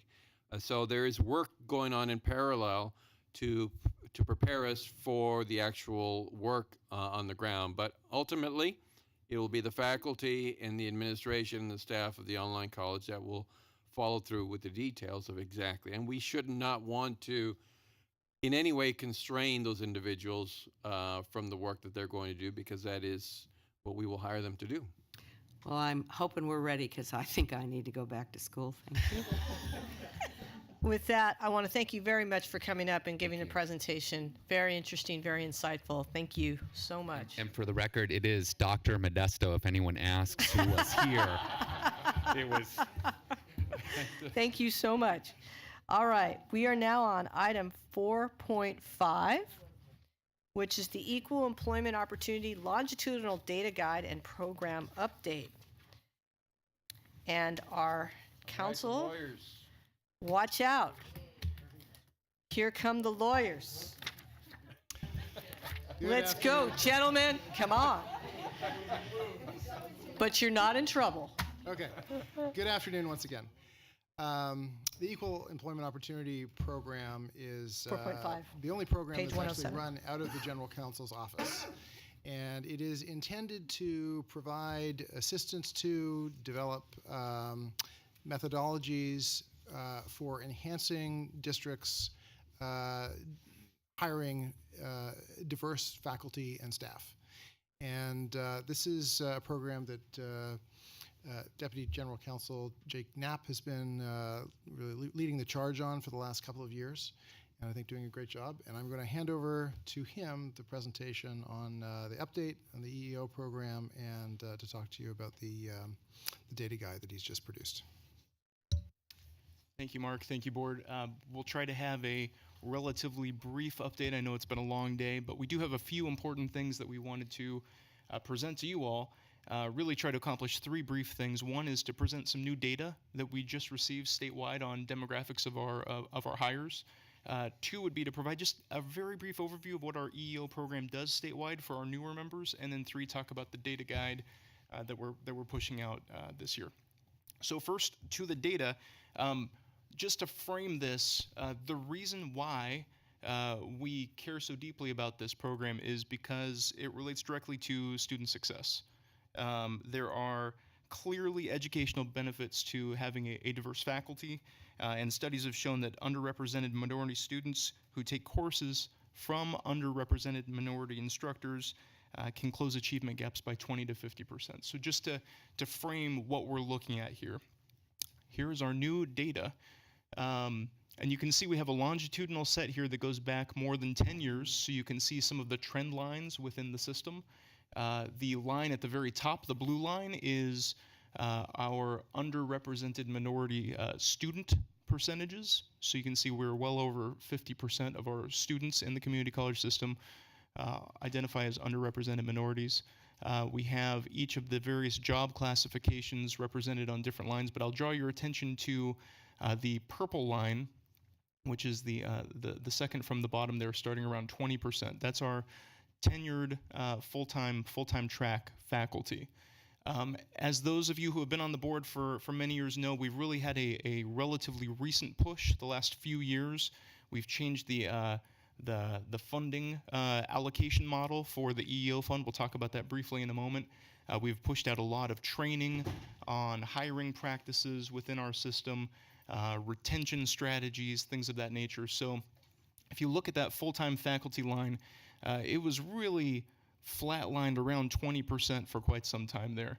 And we are seeing some incremental changes, ticks up in the last few years. And we were, the statewide EEO and Diversity Advisory Committee, everyone was very excited to see the tick up this last year. It's actually the biggest jump that we've had in a decade. I use the word jump maybe a little liberally here, but it was a 1.24% increase in underrepresented minority full-time faculty throughout the system, and that's a big deal because we're talking about a big pool, over 18,000 full-time faculty statewide. So it's difficult to move these numbers with any quick pace that we would like to see, but we were pleased to see an increase there. This chart shows the data that we receive from districts on first-time hires. So this is each year. You can see year by year what districts are reporting their first-time hiring class is for various classifications. So again, if we were going to focus on full-time faculty, the blue line, and there's more there's more movement on these because we're talking about smaller sample sizes. But the blue line that had been around 20%, you can see for the last few years has been up closer to the 25 to 30% range, which may account for part of the reason we're seeing the increase on the overall numbers. So, as referenced before, we recently changed the funding allocation model for the statewide EEO fund. We have $2.767 million annually to spend on the statewide EEO program. Historically, what had happened was we would allocate that fund based on FTES at each district. And a handful of years ago, 3 years ago, the statewide committee, in conjunction with the Board of Governors, changed the allocation model. Instead of just having money be allocated based on FTES, districts had to start showing that they were having some success in promoting EEO. And these 9 best practice areas were developed by the statewide advisory committee. And you can see that they're broken into 3 main categories: pre-hiring, hiring, and post-hiring, which is a hat tip to the fact that it's essential not just to bring diverse candidates into the system, but to keep them once we've hired them. I want to point out that the first multiple method is required to receive funding. And it requires that each district have an EEO plan on file. They need to be updated every 3 years, an active EEO advisory committee, and that they submit their expenditure reports to the Chancellor's office. This chart shows some of the impact that those requirements have had on local EEO programs in our system. You see the first set of bars relate to EEO plans. The red bar shows that 3 years ago, just over half of our districts had an EEO plan. I'd point out again that all districts were required under Title V, even at that time, to have an EEO plan. They just weren't all in. Once we attached funding, the EEO funding, to the requirement that you have an EEO plan, we hopped up to 77%. And you can see last year we had 96% of our districts that had an active EEO plan on file. I am fairly certain we will have 100% of our districts this year because we're making a lot of phone calls to get those last 4 districts in the door. Same with the multiple methods, certification filings, and the expenditure reports. It's probably coincidental that these numbers have gone up as funding was attached, but what we require is that each district certify to the Chancellor's office how the district in narrative form is meeting the requisite number of those multiple methods. We're actually increasing the number. Last year districts had to meet method number 1 plus 5 of the remaining 8. This year districts need to meet 6 of the remaining 8. So we have a lot of positive momentum in the system, and we want to keep that up. The advisory committee was very firm on that. What we did a couple years ago was we took all of the submissions and put them into an EEO and diversity best practices handbook. And what we did was we had the committee go through all of the multiple method submissions, pick out the best practices. They voted on what they thought were the best practices for each of the 9 EEO areas, and we published them so that our sister districts could see some examples of fantastic programs in the pre-hiring, hiring, and post-hiring areas. And we've had a lot of feedback over the last year and a half or so that this has been a really useful resource for our colleges. We probably will do an update to that next year. So we'll wrap it up with what we're focused on this year, which is data. And no one wants to have attorneys come up and talk about statistical analyses, so we'll keep it short. But data is really important, obviously, and it's important for our EEO programs too. So locally, Title V requires that districts collect and analyze longitudinal data about their employment practices, from who's in an initial hiring pool, to a qualified hiring pool, to who gets an interview, to who gets hired, all the way throughout the employment spectrum. We don't get that data here at the Chancellor's office, but the local districts are supposed to be analyzing that to make sure that there are no problems in their hiring process where there may be a disparate impact against a monitored group. We came to believe that there's some confusion within the system as to what is actually required as it relates to this data. So we put together a handbook that you all have a copy of that is the Equal Employment Opportunity Longitudinal Data Guide. And basically, this goes through step by step. Why is the data important? What's in it for me? Where is it required? How do I conduct a statistical analysis? There are a couple that we touch on with examples here in the guide. We also identify best practices from districts that are already doing a good job collecting this longitudinal data. And we're going to follow this guide up with a series of training sessions this fall, 5 regional training sessions throughout the state, where we're going to have some experts come in and really walk through hands-on examples of how to conduct these analyses. We really think that the next best step for our statewide system, now that we've got districts having EEO plans in place and advisory committees, is to really start looking internally at our local EEO programs and analyzing the data that's generated so that we can make corrections as they may be needed throughout the process. That's the update from the EEO program. Thank you. Are there any, I'm just going to speak because this is one that's near and dear to my heart, and I want to commend you all for pushing this issue out the last few years, and I think it matters, right? I know you were being a little bit ironic when you noted that I'm sure it's just a coincidence that the participation increased when it was tied to funding. But this does show that when you're really consistent in your messaging, you align your funding, your incentives, and you provide lots of outreach and engagement and training, you can move the needle. And it's just the beginning. So I think this is great news. Let's hope we can maintain the increase. We know that we're having quite a big bubble of boomers that will be retiring from academia. And the nice thing is to get these good practices in place. There will be a time to replace those folks, but we have to actually have the practices and the methods in place so that colleges can take advantage of that opportunity. So members of the board, any questions? Go ahead, Board Member Avalos and Haynes and Belansky. Thank you for the presentation. I have a quick question on your first slide, which shows the trend lines. Is there a way to get down further, right? Can we start looking at, district-wide level type of improvements? I think that would be really helpful for all of us. And also, if there's a way to create some sort of recognition for those districts that have moved the needle most, I think it's important rather than just being, data-driven and just showing numbers and, what's compliant and what's not compliant, is really trying to help people understand, hey, there are some folks who are really moving the needle, and then what are the lessons learned behind that? So I think we need to go a little deeper because obviously this is an important topic. I think those are excellent ideas. Those are topics that the advisory committee has been talking about recently. We do have data that digs down deeper, and it's actually all publicly available. I will make sure to send some copies of some of that information over as much as you'd like. We do have district-by-district data going back numbers of years, and it's all available on the Data Mart. It's actually a great tool. I'm not the best spokesperson for the Data Mart, but there are different analyses that you can run on the publicly available website, district by district or statewide, based on either demographic information or gender, all sorts of ideas.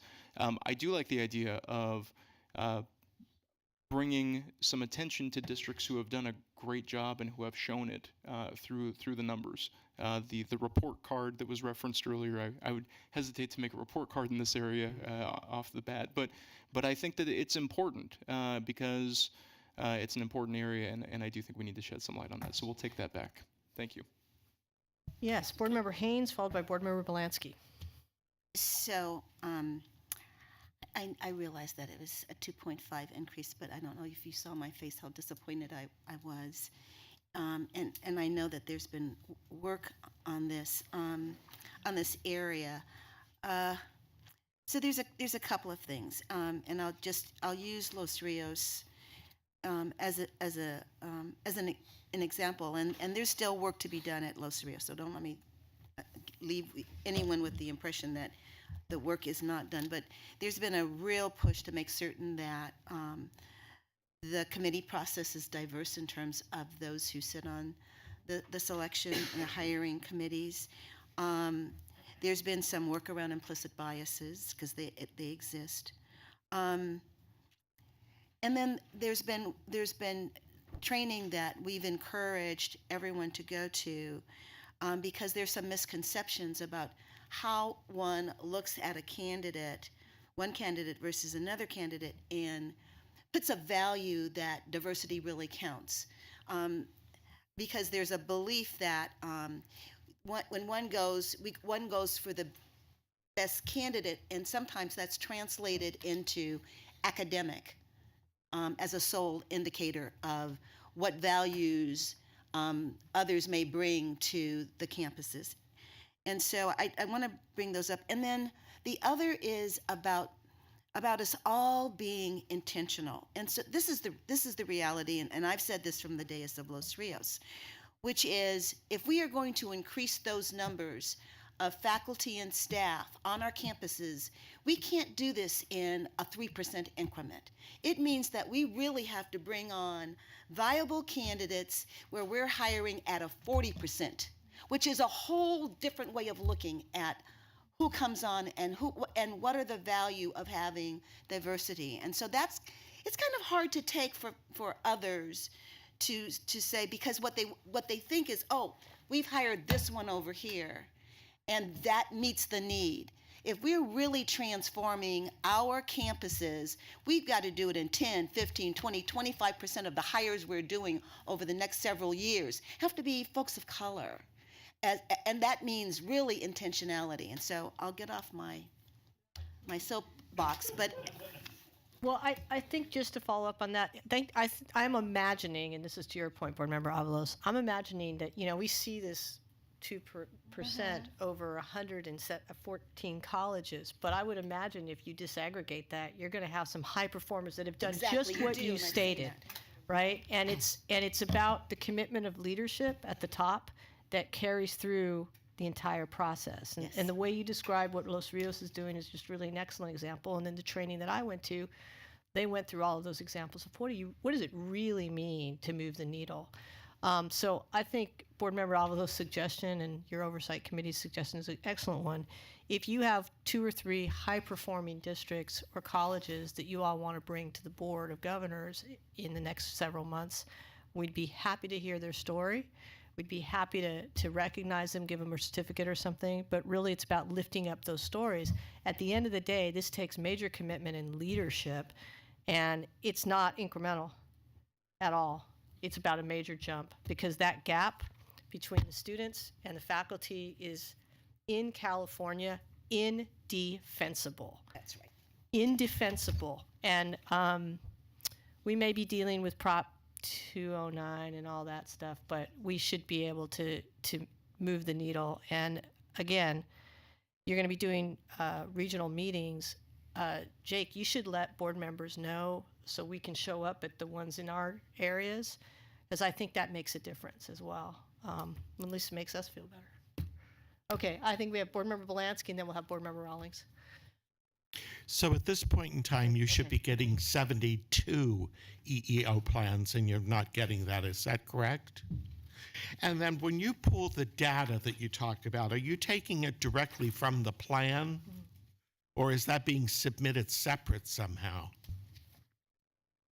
The data that ends up on the graphs here is submitted separately by the data teams at the local districts to our research and data so staff it's not here at the embedded Chancellor's in the office. plan. Correct. Are there people who sit and read these plans here at the state level?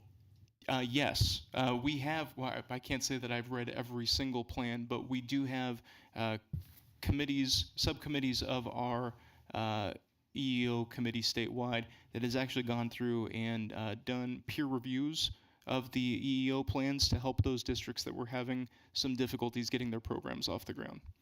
Okay, so there is a way then to tell the district, you need to do X, you need to do X. Okay. Yes.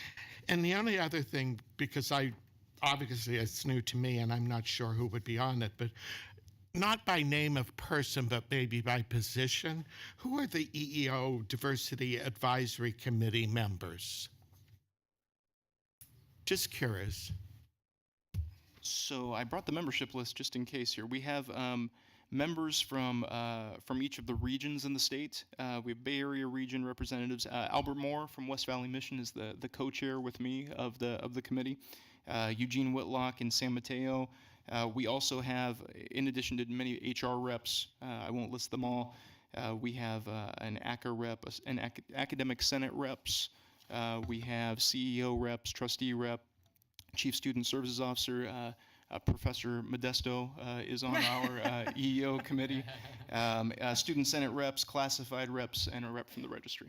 Okay, thank you. Sure.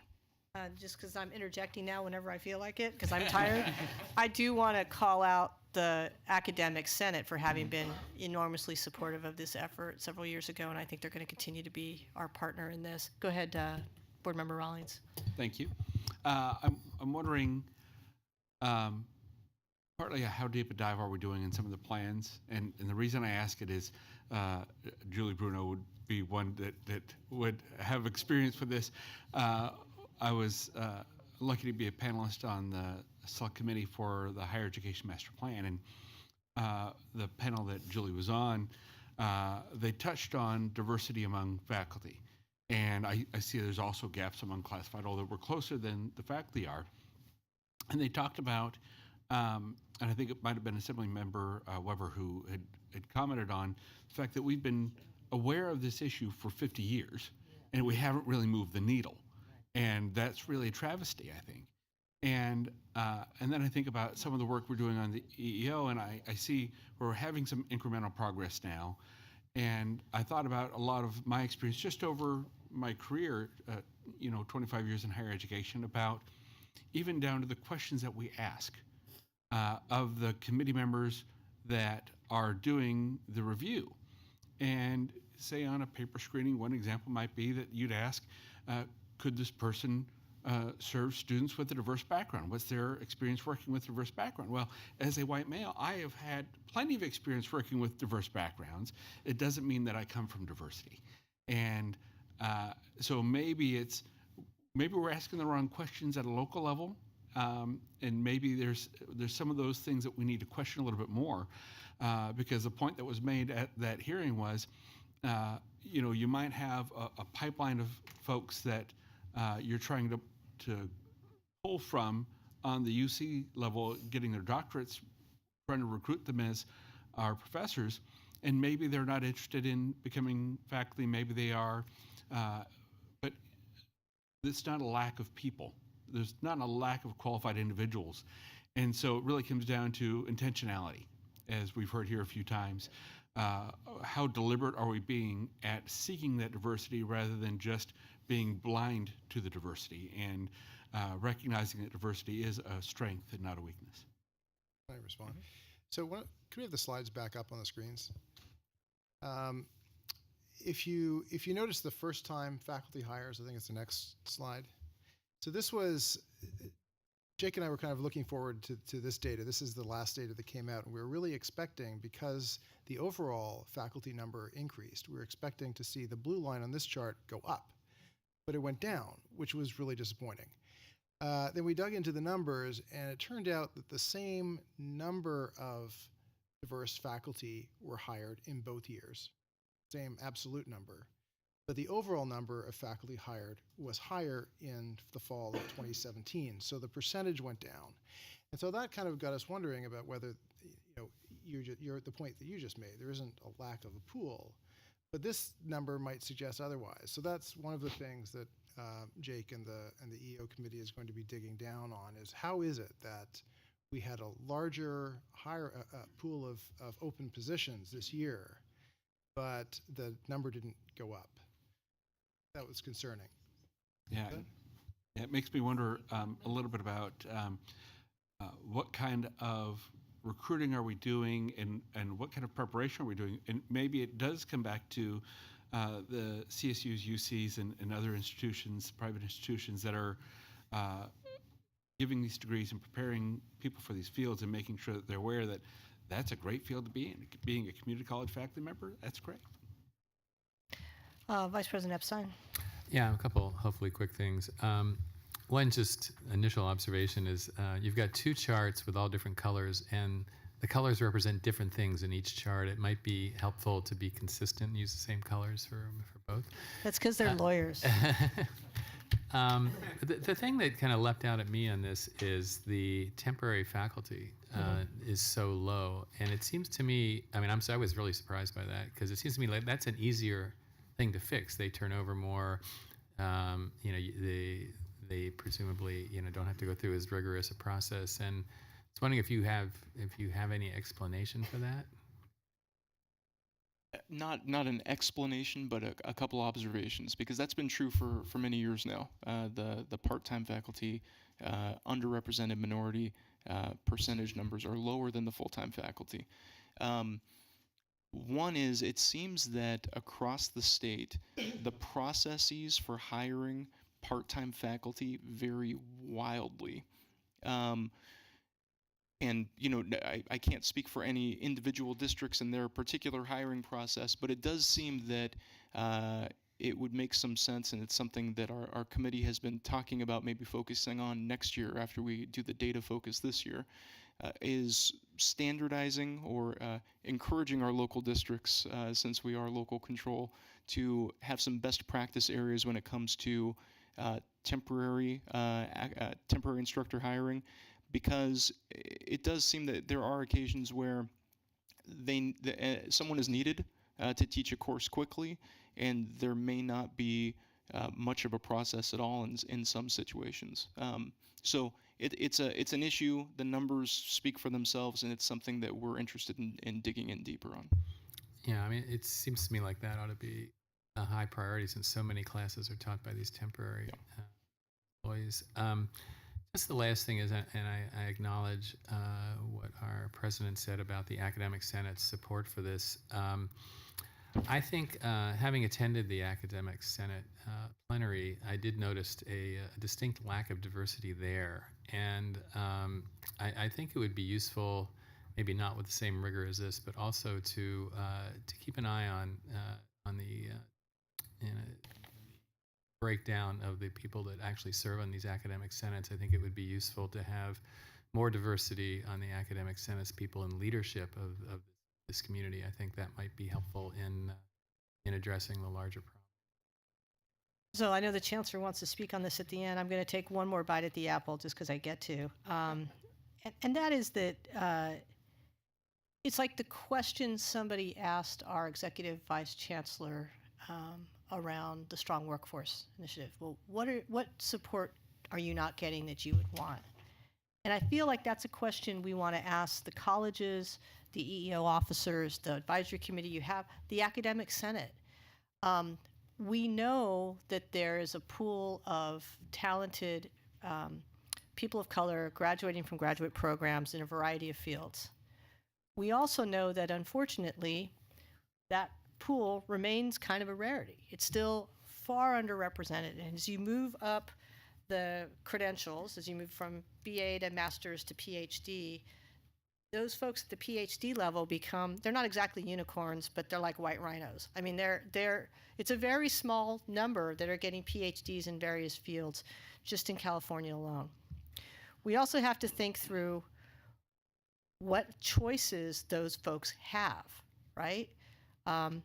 What are all of the variety of careers pathways that they could take?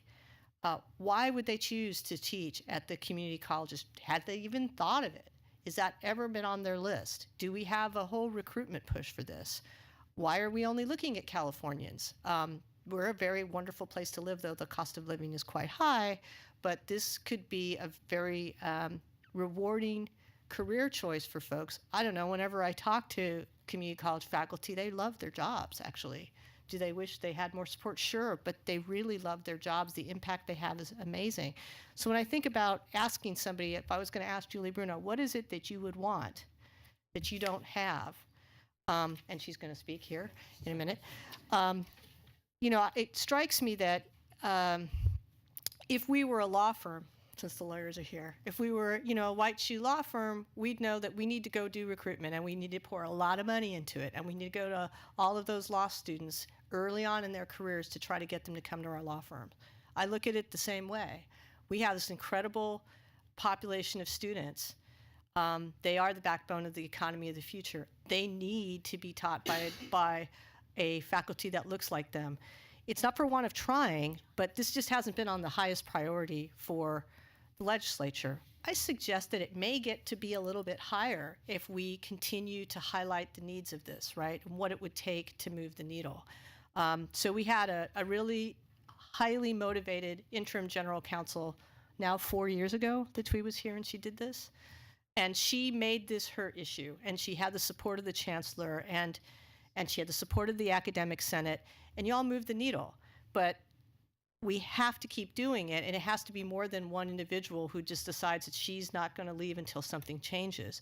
It has to be a commitment of the legislature, of the new governor, of the members of the Board of Governors that are actually out there beating the bushes, that don't just go to academic plenaries of our own community colleges, but maybe go to the Cal States and start to talk to some of those folks, or start to talk to associations of a variety of fields, of minorities in those fields, and say, hey, have you ever thought about teaching at a community college? This is an amazing, rewarding career. Why do I know? Because I sit on the Board of Governors.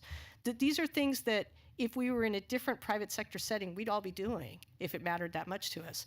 So with that, plea, I do think we should consider it. I do feel like we're going to have this. We had a window of opportunity when we got a bunch of money for hiring a couple of years ago. Who knows if we're going to continue to have that window, but we do know people do retire, so there will be ways to fill vacancies. And Vice President Epstein made an excellent point about the part-time faculty or the non-tenure track faculty. That should be a pathway, and the fact that it has the lowest numbers says that it's almost a kinship operation, like you only know about those jobs if somebody you know has it, and maybe that's why it continues to stay flat, because we don't have an association of people of color, teachers or professors saying, hey, the opening's there, you got to get in now, right? Where we have that in some other fields. So anyway, I've been talking a lot. I think this is an important issue. I appreciate the lawyers coming up and showing us graphs. You guys did a great job. Don't be mean to them. Okay.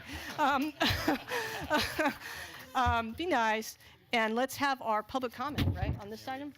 We have a couple? We now have two, Julie Bruno and Jonathan Lightman.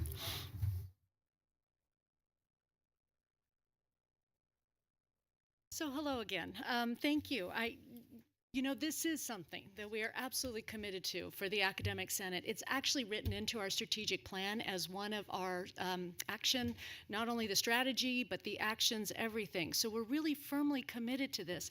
And it is disheartening that we don't make as much progress as we should. So I think there's a couple of things. Cecilia, I actually think you hit on a lot of it. The idea of recruiting, the idea of hiring, but also the idea of retaining. And having those folks that are retained actually go and do some more of that recruiting. So I think there's some real strategies that we can put into place. I think the work that we have done with the EEO and Diversity Committee in partnership with them and the workshops is just the start. We're scratching the surface, and we need to really make it an absolute commitment at our colleges to get into the practices that we have around recruiting, hiring, and retaining, and really make some significant changes.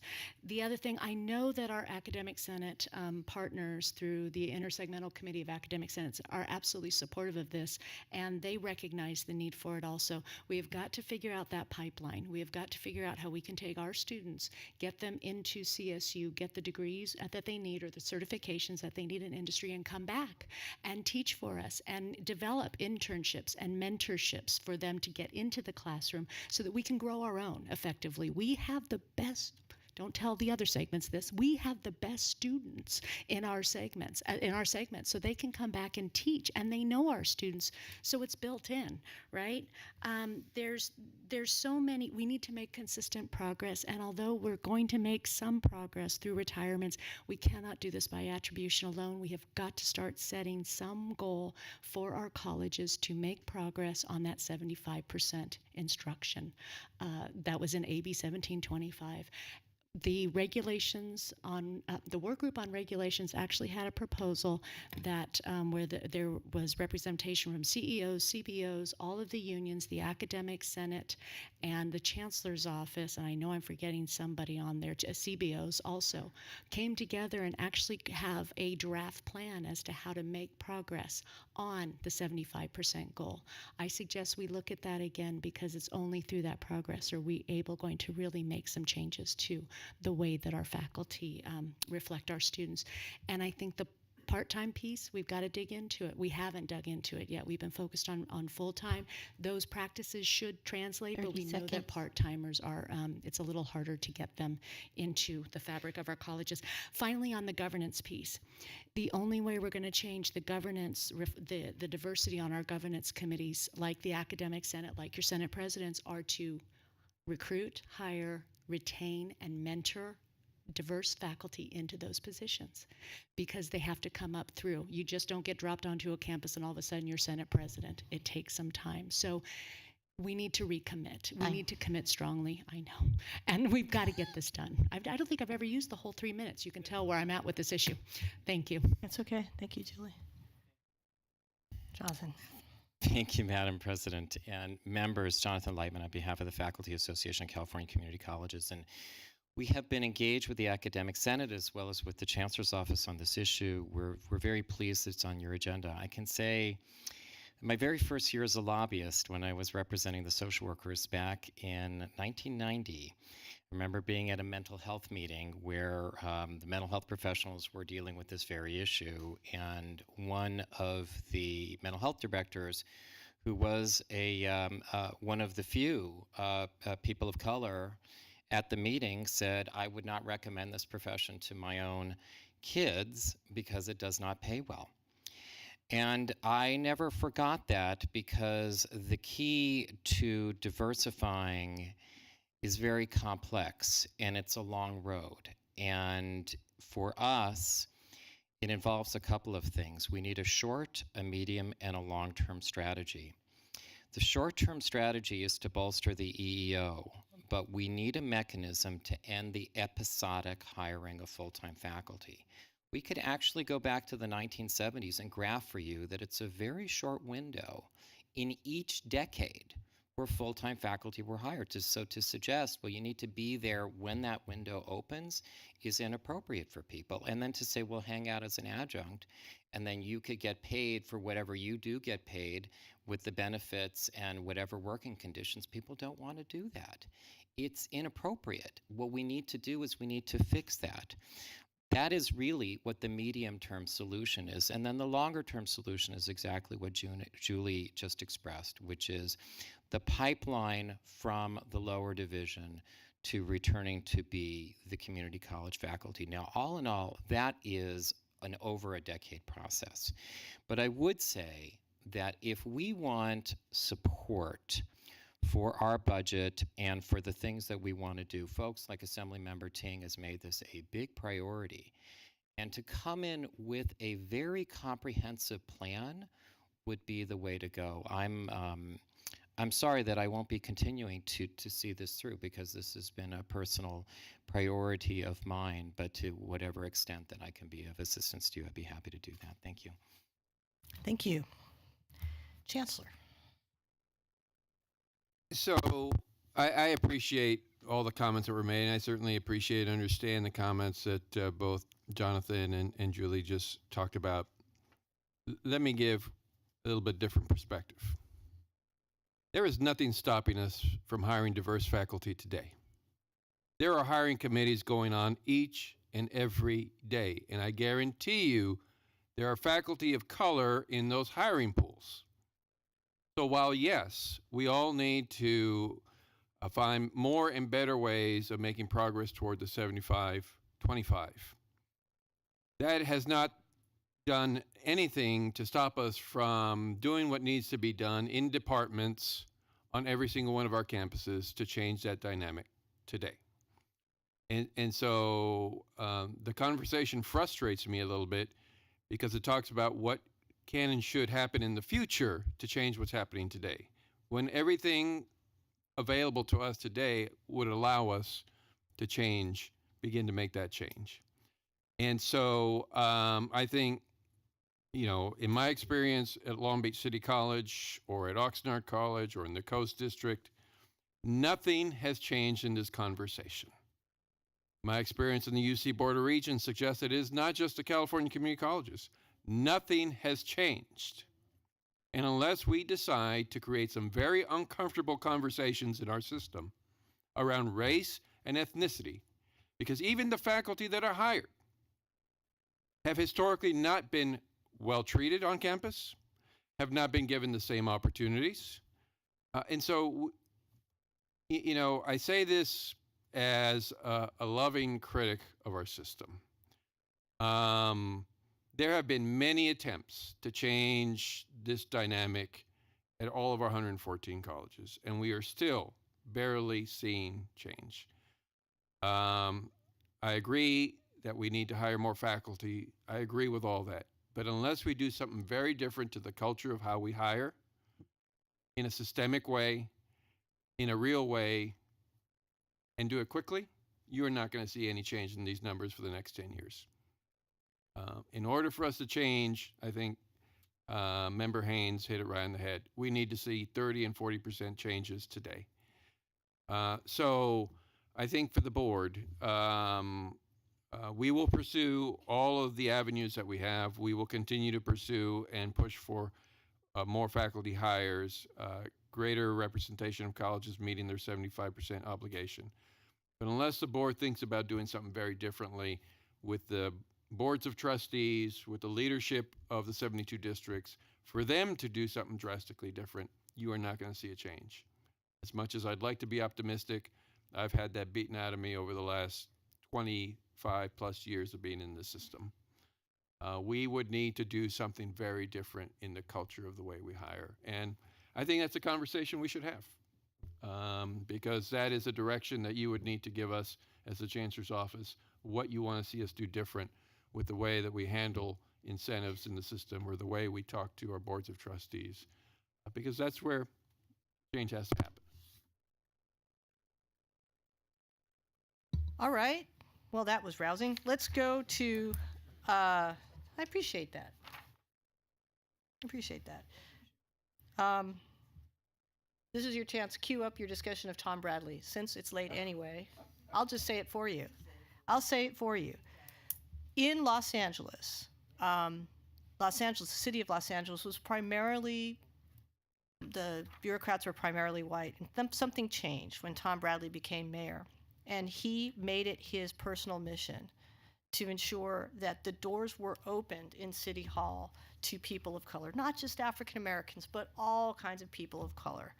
So I had the great privilege as a young person early in my career to work for Tom Bradley at the end of his administration. And I will never forget that at one point he saw that the numbers were starting to dip and that we were not making progress. And he had every member of the mayor's office, I think there were 200 of us, go through a mandatory day-long training about equal employment and opportunity. He made us sit there, and we couldn't believe it. We thought we were such hot shots. We were working on important policy matters. I was doing environment. I can't believe I have to sit in an EEO training. Of course I know this stuff. But his point, and he personally appeared, the mayor personally appeared and said, every one of you have an obligation in the way you do hiring, in the way your departments do hiring, in the way you do contracting. He went through all of it. He said, and I expect you all to stay here all day, all you department heads, all you mayor's staff, every day, and I'm going to make sure you paid attention. And he made, this man stood, I think Tom Bradley was what, 6'8"? He was a lar. He was 6'4". He seemed like he was 6'8" to me. He was 6'4", but he was a commanding presence. He was a commanding presence. And I'll never forget that as a young staffer, because he was absolutely right. It's about leadership. So Los Angeles has a very diverse workforce now. In fact, I think African Americans are overrepresented in the workforce relative to their proportion in the population. It's been an opportunity for people of color to enter the middle class by working for municipal government. It's been an important stabilizing force for the middle class. But it took leadership from the very highest level and commitment. This is a man who was mayor for 20 years. He could carry that through in his appointments and his direction. I think our chancellor's right. It's about fundamentally changing processes, but also changing emphasis. Big changes don't happen without leadership, and without leadership taking risks, without leadership drawing fire to create the space for everybody that's implementing this to be able to make that change. So I applaud what the Chancellor stated, but for my colleagues on the board, we have to think seriously how much we want to make this an issue, because we have to create the space for the Chancellor to create the space for the rest of the system to make the move. So with that, let's go on to item 4.7, our last business item of the day, which is the Government Relations Report from Vice Chancellor Laura Mattoon. State and federal legislative update.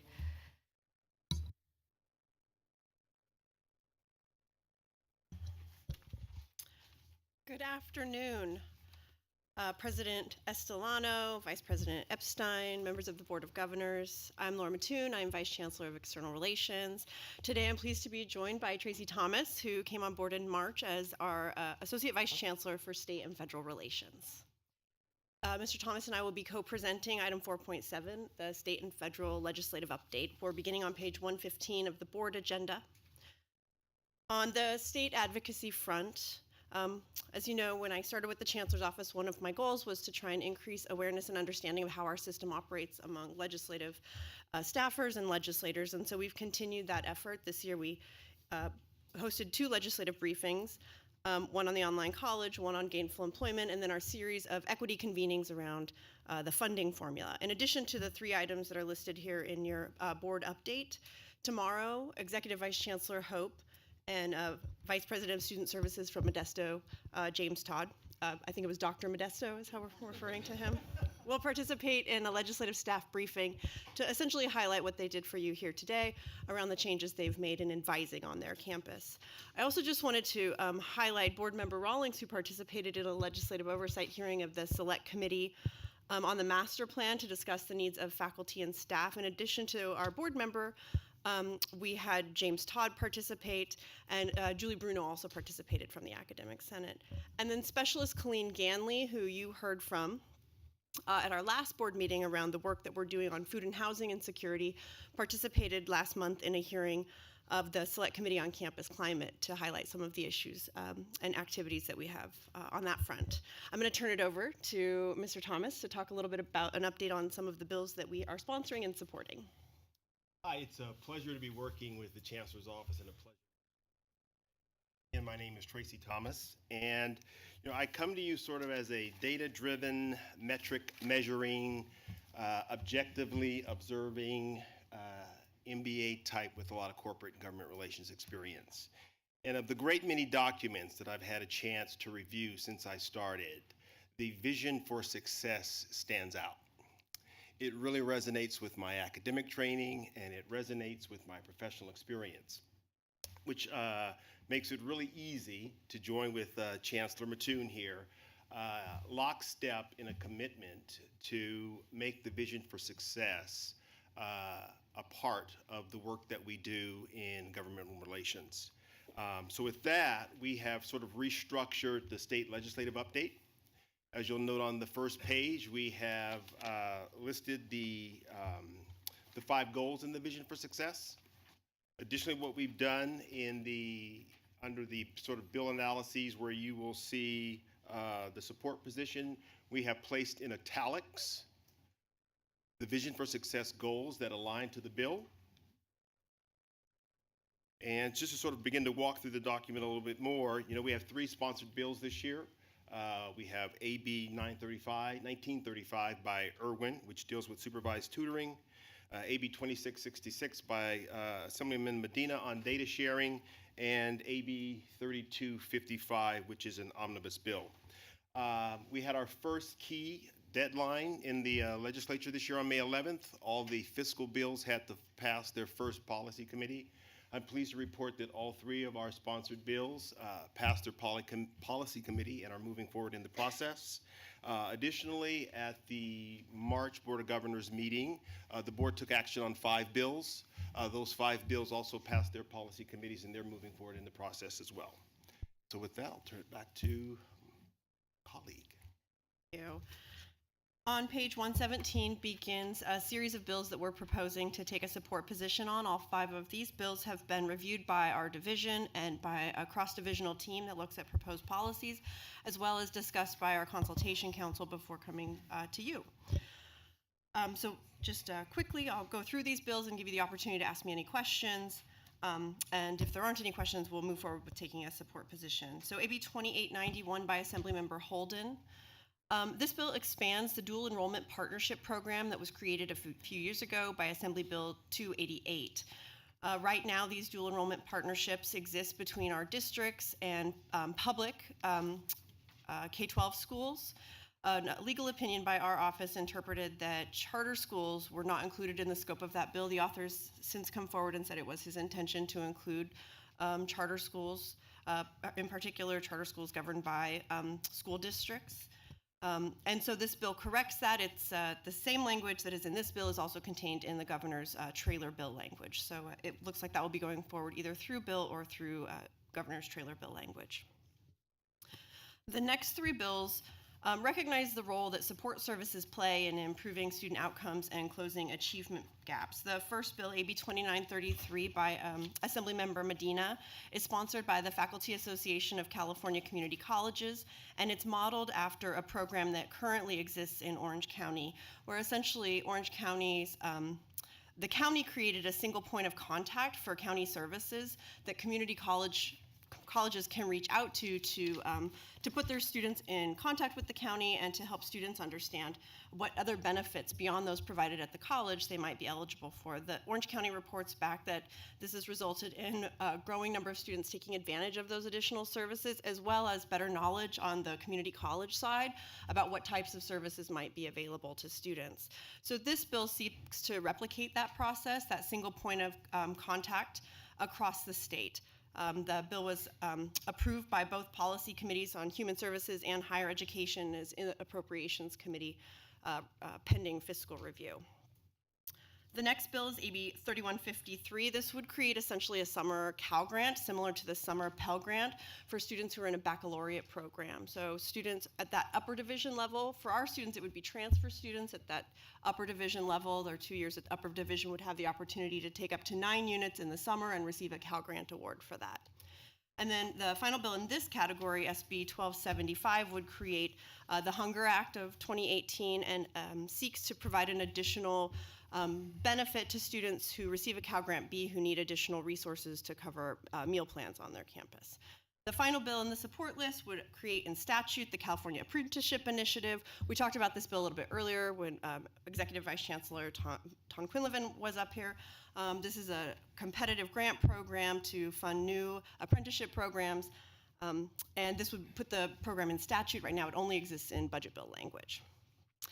So with that, I'll pause at the state update, take any questions.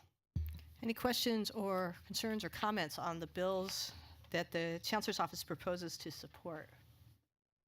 Oh, go ahead, Board Member Fon. AB 3101, the CCC apply. Can you shed some light on that, please? This bill has been reviewed by our office and reviewed at Consultation Council, and it's very likely we'll take a support position. There's a question right now about whether or not we want to add language that would remove the requirement of checking residency for students enrolled in non-credit courses. And so we're working with the author on some amendments. Once we've worked those out, I expect we'll take a support position.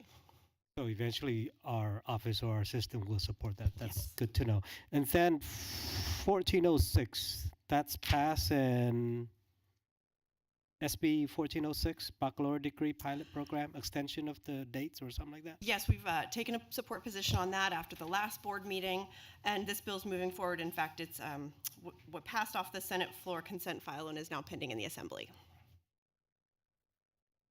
Okay, any other questions, concerns? No, I don't have any objectives to the ones you're proposing for support. Totally seem to be in alignment with the policies of the board and the positions we've taken in the past. Anything else on the state? Legislative items for state update.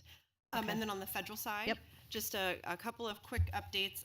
We've been continuing to work with our new federal advocate, Connie Myers at Nelson Mullins. In fact, a couple of our board members were in DC recently and had the opportunity to meet with her. She continues to keep us apprised of different opportunities to weigh in on regulatory proposals, and most recently we weighed in on comments surrounding 2 grant programs that the Department of Education will be administering. One is $5 million to support open textbooks across the country, and another is $1 million to support cybersecurity in community colleges. Obviously, those are relatively small pots of money for the nation to split, but ideally, we will position our colleges to be competitive for those. And then in here also listed is a number of bills we've either taken a support position on or are proposing to support, and then the update on administrative actions, and then an update on DACA, which I think, as everyone who's been following the news knows, not promising in terms of congressional action, court cases moving forward, and we'll continue to weigh in on that front as well. Great. There are no questions. Thank you, Vice Chancellor Mattoon. Thank you. Welcome, Associate Vice Chancellor Thomas. Okay. That brings us to the end of our information and reports. We have board member reports, and we have public comment. Let's do, if you guys don't object, let's do public comment first, and then we'll do board member reports. Okay. Okay, Jonathan Lightman, Courtney Cooper, and Alejandro. And Julie Bruno. Well, 3 at once, right? That's right. That's it. Thank you, Madam Chair and Chancellor and members. Jonathan Lightman on behalf of the Faculty Association of California Community Colleges. I just wanted to thank the board for 20 years of listening to me. I'm not going to be here in July. I'm concluding with FAC after 20 years on September 7th. We have seen some good times, a lot of recession in that period. There was a lot of difficult conversation in terms of how do we politically position ourselves to take advantage of the strengths that we have as an institution. I know that this board has provided some very, very, very significant leadership. I have seen this board work under 6 chancellors, and each one has had his or her own style and agenda, and it's been a tremendous process to be a part of, and I just feel very privileged to have worked with you. So I want to just say thank you. Thank you for your service. Really. Yeah. John,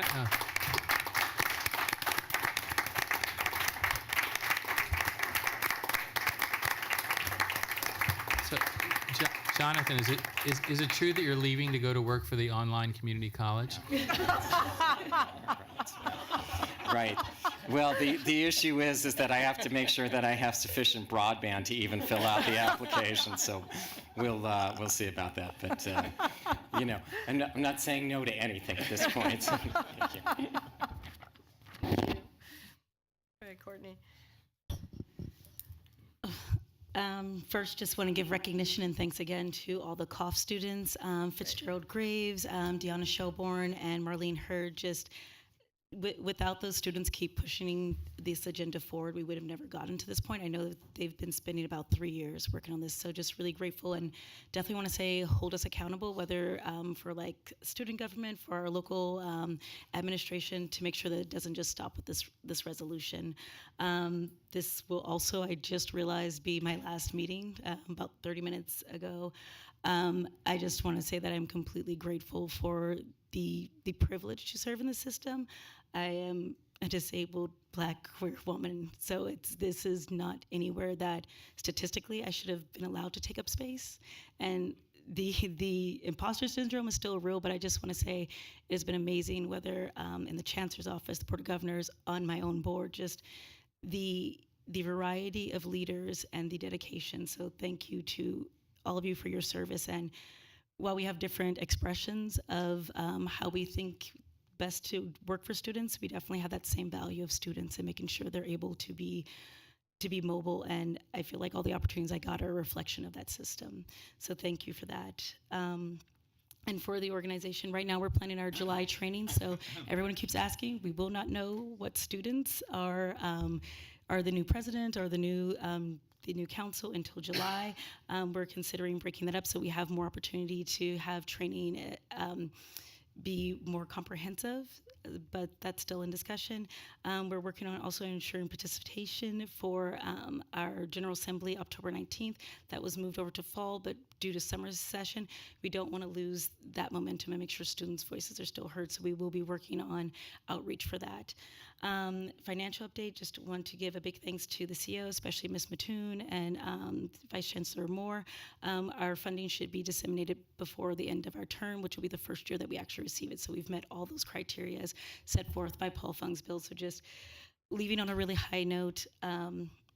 And again, just thank you all so much for your service, and thank you for the opportunity to have been representing the students. I think we passed about 5 bills in the 2 years here, so completely grateful for where the system's headed. Thank you, Courtney.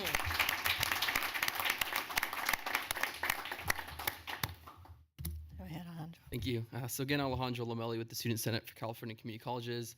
And I didn't mention earlier, but I am a student at Long Beach City College, so I've just been following Eloy for a couple years now. So just some updates on our organization. We will continue having conversations about both the May revise and some financial aid proposals that have come out through the Student Aid Commission. All those are very important and near dear to all of our students, and we want to make sure our students are engaged in those discussions and participate in the decision-making processes along the way.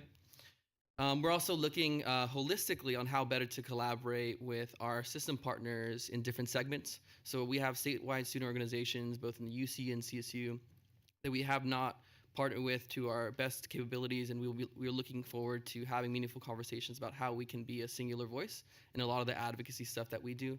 Again, we hope that we align ourselves with you all in some of the advocacy work, but partnering with students that have been through our system and transferred is also a line that we want to tap into. We're also looking into, this past year we've sent students to about like 100 meetings across the state, and just me personally, I think I've been on like 20 flights in the past like month. But we have students that participate in a lot of the decision-making processes, both internally and externally at the Chancellor's office, and we're excited for those opportunities, and we're building up that repertoire. I can't even pronounce the word. We're building it up for next year. So we're excited to see where 1819 takes us and what the new decisions and policies that come down, whatever they may be, with whatever administration comes, that we're involved with those discussions. And then last note, we do want to thank Iman on your way out, man. Iman's been a good friend, and we'd like to publicly thank him for his service being a Student Board of Governors member for 2 years now. He's been great to work with. We're looking into the replacement at the moment, and if anyone has any individuals that you think might be capable or willing to serve, willing to give up their free time to serve on the Board of Governors, as a student member, we'd be happy to send you that link so students can apply. We're still accepting applications until mid of next week. And then, so it's both Courtney and I's last meeting. We've been involved in the system for a little too long. I came back this year, and Eloy was confused as to why I was still in the system. But yeah, we're both finally transferring. I'll be at Long Beach State in the fall. Great. So Eloy, Good. there you Good. go. Good. Thank you. And a lot of our students on our board are transferring to, Cal, Berkeley, UCLA, USC, a bunch of states all across the California and the nation. So we're excited for them. And we're excited for the new students who will take up the reign. We have some passionate students, motivated students, sleepless students who are going to be taking up the reins, and we're excited to see where they lead the organization moving forward. So thank you for you all. Thanks, you guys. Okay. The last word by perhaps our other last appearance for Julie. I know. President Estolano, Vice President Epstein, Chancellor Oakley, board members. So just a couple of things. First of all, we had our plenary session in April, which was wonderful. We had Member Haynes was there. She joined us, and Member Belansky was there as well. And we also had Member Epstein too, Vice President Epstein, yes. And Okay, I think that's it. The three of you all. Really a lot of appreciation also to our Chancellor's Office colleagues. Executive Vice Chancellor Teresa Tenna joined us, Laura Hope and Von Ton Quinlivan, and also Deputy Legal Counsel Jake Knapp came. So our Chancellor's Office was well represented. We missed Chancellor Oakley, but you sent us good people, so thank you so much. Resolutions are available on the website if you're interested in taking a look. We brought with you, we have with you, for you today, 2 documents, our Senate rostrum, and then like I mentioned before, the OER proposal. I think Karen has those to pass out for your reading pleasure, and then we also sent the CID proposal that you had requested from the last time that we presented in front of you. So that, I think, is just a little bit of business. Couple of things coming up in summer. We actually have 4 institutes between now and September that I wanted to tell you about. We have our Faculty Leadership Institute, which is for our local Senate presidents and faculty leaders, and that's June 14th through the 16th at the Sheraton in San Diego Hotel. And we have our Curriculum Institute, actually, and I want to extend an invitation to any of you who would like to join us. 900 of our closest friends will be in attendance, so we more than welcome your participation in that institute if you ever wanted to dive deeper into the lifeblood of our system, which is the curriculum. Please come. And that is July 11th through the 14th at the Riverside Convention Center.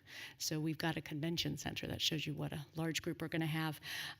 We also have our part-time Faculty Leadership Institute that is in August. And unfortunately, I do not have the date with me, but I do. August 2nd through the 4th. I'll introduce the voice in the back in a second. And that's in partnership with 3CSN. So that's a wonderful institute for our part-time faculty to come and learn about all sorts of things at the state level. And then finally, our Academic Academy is going to be held September 14th through the 15th at the Embassy Suites in South San Francisco. And that actually is going to be about all things guided pathways. So the entire institute is about guided pathways. And again, we encourage you to join us if you're interested in learning more about some of the efforts and some of the conversations around that particular movement. So finally, this is my last meeting as president. My term ends on May 31st. The voice behind me was our vice president-elect. That's Dolores Davison. She'll be coming in on June 1st with the person sitting next to her, President-elect John Stanskis. So he will become president on June 1st. So I just wanted to thank you all for everything that you do on behalf of our students, our faculty, and our colleges. It's been really wonderful to work with you now for 4 years. From vice president to president, and it has been an absolute privilege to serve as the Academic Senate president for such a wonderful system and such fantastic faculty and students. So I will miss the position and working with colleagues. I, however, will not miss the pace of the work. So I'm looking forward to a little bit of a rest. I know that the Senate is in good hands with John Stanskis and Dolores Davison at the helm. So thank you very much. Don't leave just yet. Don't leave. Yeah. So, Julie, I just want to say on behalf of the Board of Governors, but certainly on my own behalf, what a pleasure it's been to work with you. Our vice president and president tenure has been in parallel, just off a couple of months. You have just been such a great advocate for the faculty, but for our students as well, and for the whole system. I have so appreciated your wisdom, the tenor in which you present your arguments, the reasonable nature with which you present your arguments, and just always trying to be constructive. And that's just been so helpful. These are interesting times we live in. There's a lot of change that's been going on, but I know that we can always turn to you for great ideas and really good advice and counsel on how to navigate a variety of issues. So I have appreciated it. Personally, it's just been so wonderful to have you in that seat. John, you're going to be great, but you don't have blonde hair like Julie's. I don't know. That's maybe you do. And David had blonde. That's true. Long blonde hair. No, but in all seriousness, I have just found it such a pleasure to work with you, and I've learned so much from you. And thank you for your patience and for being such a great mentor to me as a newcomer to the system. So thank you so much. Oh, thank you so much. It really has been a privilege. Absolutely. Thank you.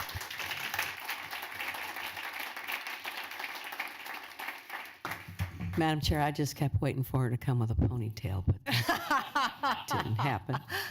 Okay, so this is the moment we've all been waiting for. Board member reports. Folks have been busy because I've been hearing about some of the stuff y'all have been working on. So I think I always like to start on the left because that's just how I am. And why don't we just go around the horseshoe? And if you have something you'd like to announce or talk about what you've been doing since our last meeting, that would be delightful. Member Alex Walker-Griffin. All right, thank you, Madam Chair. I can't quite remember what I've been up to recently, but I do remember I went lobbying with Jonathan Lightman recently, and that was pretty interesting. The man is a legend. I was actually blown away when we were at the Majority Leader's office, and I learned so much. But this is my brother from another mother of mine's last meeting, and I want to say I'm going to miss you, man. I met him on probably about a year ago. At General Assembly, and we had like a 3-minute conversation. Actually, it wasn't even 3 minutes, it was like 3 seconds. And I didn't really know much about him, but when I got on the board, I was pretty nervous because I had read his like little board report, and I was like, holy cow. And so I tuned into a meeting one day, and I was watching him speak, and I was like, oh my goodness, I don't know what I'm going to do when I get there. And he's been not only a mentor to me on the board, but a really good friend and someone that I consider a brother. I spent like the past 3 days with this guy, helping him move, so man, I'm really going to miss you, bro. I mean, you live 15 minutes away, so hit me up. Remember Dalili. I think the cat's out of the bag that this is my final meeting. So if the board doesn't mind, I'd like to give a couple of thank yous and a closing statement. So I think it was about an hour into my first meeting 2 years ago that I realized that this board doesn't have one student representative. Nor does it have 2. It has 17 student representatives. Wow. That has made my job an absolute pleasure. Serving with this board and my colleagues have been the greatest honor of my life. So I thank you all on this dais. First, I'd like to thank my parents. Every accomplishment or accolade I have is just a result of their hard work and dedication. So Mom and Dad and 3 sisters and 3 dogs. Thank you for being the best family that I could ask for. Governor Brown, I want to thank him and his administration for entrusting me with this position. I hope he's been watching these live streams, and I hope he's proud, as I'm sure he has. I'd like to thank my colleagues. It's been truly remarkable to spend the last 2 years of my life with some of the most accomplished men and women that I've ever met. Every single person on this board has been so open, has just been such a great mentor to me. Cecilia, especially, Tom, especially, every single person on this board has meant a lot to me. So thank you all for that. Next, I'd like to thank Chancellor Oakley. Technically, I was here before you. Cheers. We should switch chairs, you're right.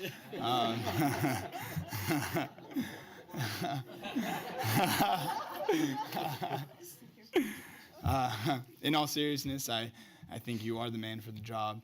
I trust you with the system. I've seen nothing but great things, and it warms my heart to see how much you care about the system. So thank you for all your hard work. I'd also, on that same theme, like to thank all your vice chancellors and everyone in the CCO office. I've gotten to know each and every one of you, and it's been an absolute pleasure. Christina Castro, wherever she is, deserves a double shout out because I must change my flights maybe 4 times every meeting, and she handles that. Karen, of course, thank you so much for being the best board liaisons anyone can ask for.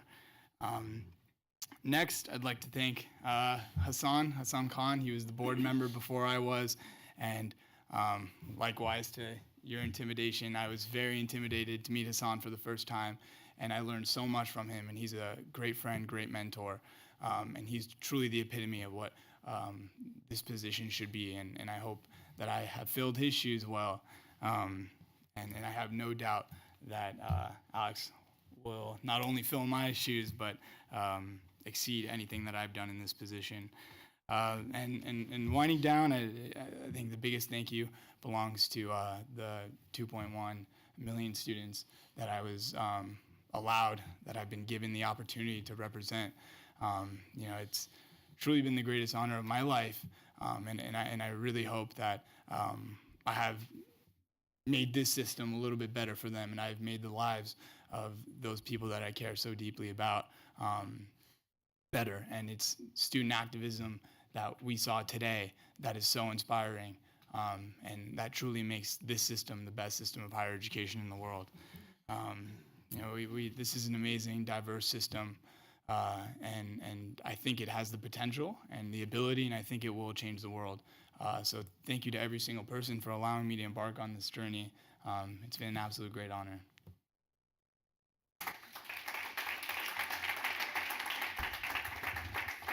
Wow, as a college instructor, I don't know if I can follow that from a student. But I do want to thank you and commend you, Iman, for your service and for your eloquence and your insight on the many deliberations that I've had the pleasure of participating in the past year as a member of this body. I also want to congratulate John and Dolores for the new positions that you're in, and notice that they actually coordinated their color of the tie and the around their neck there, along with our chancellor, I guess. John, I think you have big shoes to fill as Julie is vacating, but I'm most certain that you will fill them pretty well. And to Julie Bruno, thank you so much. I echo the comments that our board president had mentioned there. You're truly a leader, and we'll miss your big smile here at our meeting. I had the pleasure of visiting 2 college campuses over the past few weeks, and the first was the College of the Desert, and then my alma mater, San Diego Mesa College. And it was quite an honor and a privilege to actually be entertained by Superintendent Joel Kinnaman and his able center director, Jessica Enders. And I was really intrigued by their innovative programs there, particularly the Pledge and Edge programs that they had, where they actually have been providing free tuition to their college students for 2 years. Not only 1, 2 years for the past few years, and thanks to their strong foundation. And one other interesting note about the College of the Desert is that while their FTE, while their headcount remains the same, their FTES, their enrollment increases. And I think that is a lesson that we can actually learn in throughout the system. What practices do they have there that actually make that possible? So a shout out to the College of the Desert. And the second campus, my alma mater, I took classes there, get this, over a quarter of a century ago. And I was very delighted to see the transformation that occurred on that campus, Mesa College. And I wanted to thank the college president, Dr. Pam Luster, and her vice president of Student Services, Ashanti Hands, for hosting me and taking me to all the stations, if you will, on campus. And I think this is going back to the baccalaureate degree, that they are awarding their first bachelor's degree in next week. And the retention and the success rate is at a whopping 90%. So I think that is a reason for us to extend the sunset date, and perhaps I look forward to discussing how we can actually scale this up beyond the pilot stage. And they have other innovative programs happening at their campus, but I just want to also give a shout out to college administration there at Mesa College, my alma mater, for the wonderful work that they do there. So thank you. Thank you. I really want to thank the Academic Senate for allowing me to sit and to listen and to hear the concerns and the challenges. It was important for me, one as a trustee, but also as a Board of Governors, to hear what those concerns are. I am delighted that many of those concerns have been addressed, and many of them was around the performance-based funding as well as around the online, and I think we are moving in the right direction. I also attended the Veterans Summit, and I've been to many. This one was very well done, and I learned And as a trustee, I try to frame the models that are out there in terms of questions that I can take back to my board and ask them to see just where we are in the 4 Veterans Resource Centers on our campuses. I attended the Basic Needs Summit, and the one kernel of information, basic needs really is about what our students need aside from, or in addition to the academic resources that we give them, and that has to do with hunger, homelessness, and housing needs that really imperil their ability to be successful on our campuses. And the one thing that came out of that for me as a trustee was that as we build the guided pathways, these cannot be seen as silos. That we need to be talking, that those folks helping to provide those services need to be talking to the academic folks to make certain that it's integrated into how we're going to serve students, because these issues are not going to go away, and we really do have to help to address them. I also attended the CCC annual conference, and I had the pleasure to talk about AB 705. I sat on a panel, and this was critically important and this CCC, it is an annual conference of trustees, those who are elected to our 72 districts. Many of those trustees, this is not a full-time job. This is a public service to community and to their advocacy on behalf of our students. And so it was really important for them to understand what the implications of AB 705 is for our students, and to be clear and to be able to ask questions when they go back to their boards, so that they can really participate in making certain that as this rolls out, that the questions are going to be answered and answered effectively. Again, keeping students at the center of these discussions. I also want to thank Iman. Your voice has been authentic. I wish you well, and I want you, it'd be so nice for you to come back and tell us how well you're doing and where you end up. Our students are key to, and thank you for the compliment, but we couldn't do this work without hearing your voice and how you represent that on behalf of all of our students. So again, thank you so much. I also want to thank Julie and Jonathan for their work and for really being respectful of the process, because I know that has been hard this year. And then finally, to our student on Student Senate, you are not an imposter. We need Black, queer, disabled students to be here, to be heard, and it should not be an exception, but it should be a rule. Your voice is critical to the work that we do, and you get to wear all kinds of hats to help us do that. So thank you so much for that service. And then there's a couple of things to my colleagues on the board. This is the time for graduations, and as a trustee, for me, it is one of the most important times, because our students have accomplished and have completed. So I really encourage you to find out where a campus is that's close to you that's having a graduation. The excitement, not only by the students, but by the parents and those people who are in the bleachers cheering on these, and they're not all young people, who are cheering on the accomplishments of not only 20-year-olds, but 25-year-olds, 30-year-olds, 40-year-olds, who we have helped to make a difference in their lives and in their trajectory. So I would encourage you to attend one of those. And then finally,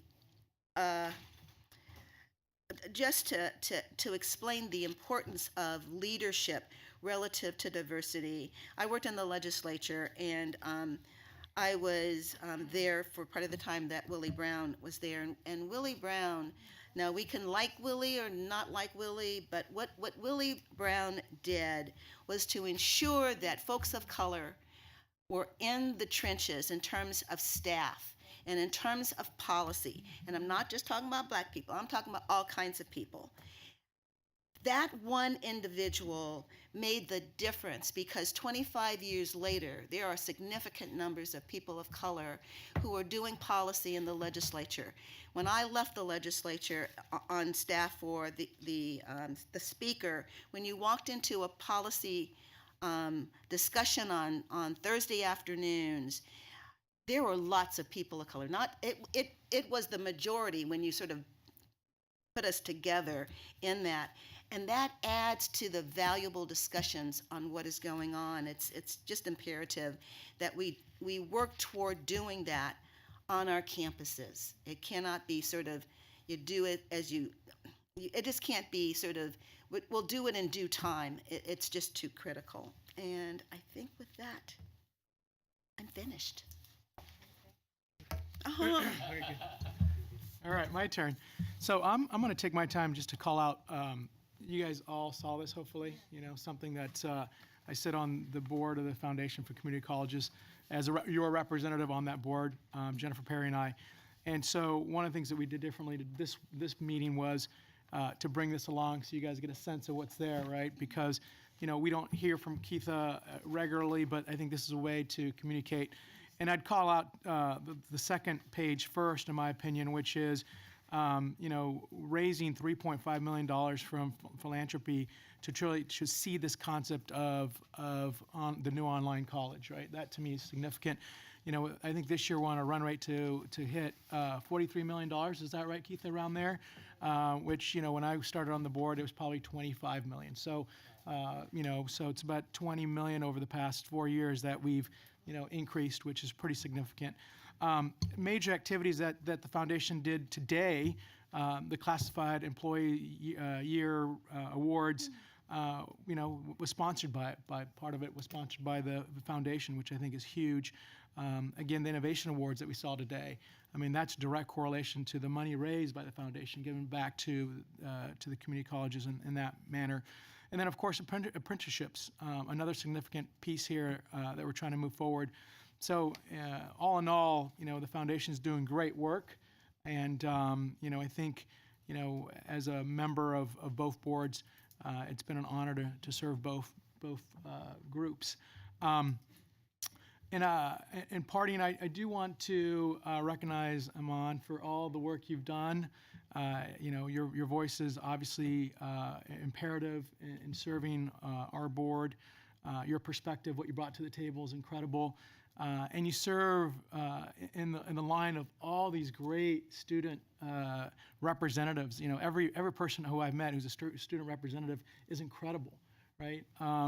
And so, the bar is pretty high over there, and you're following over there. So, keep up, where we are, Mr. Walker, because the bar is pretty high.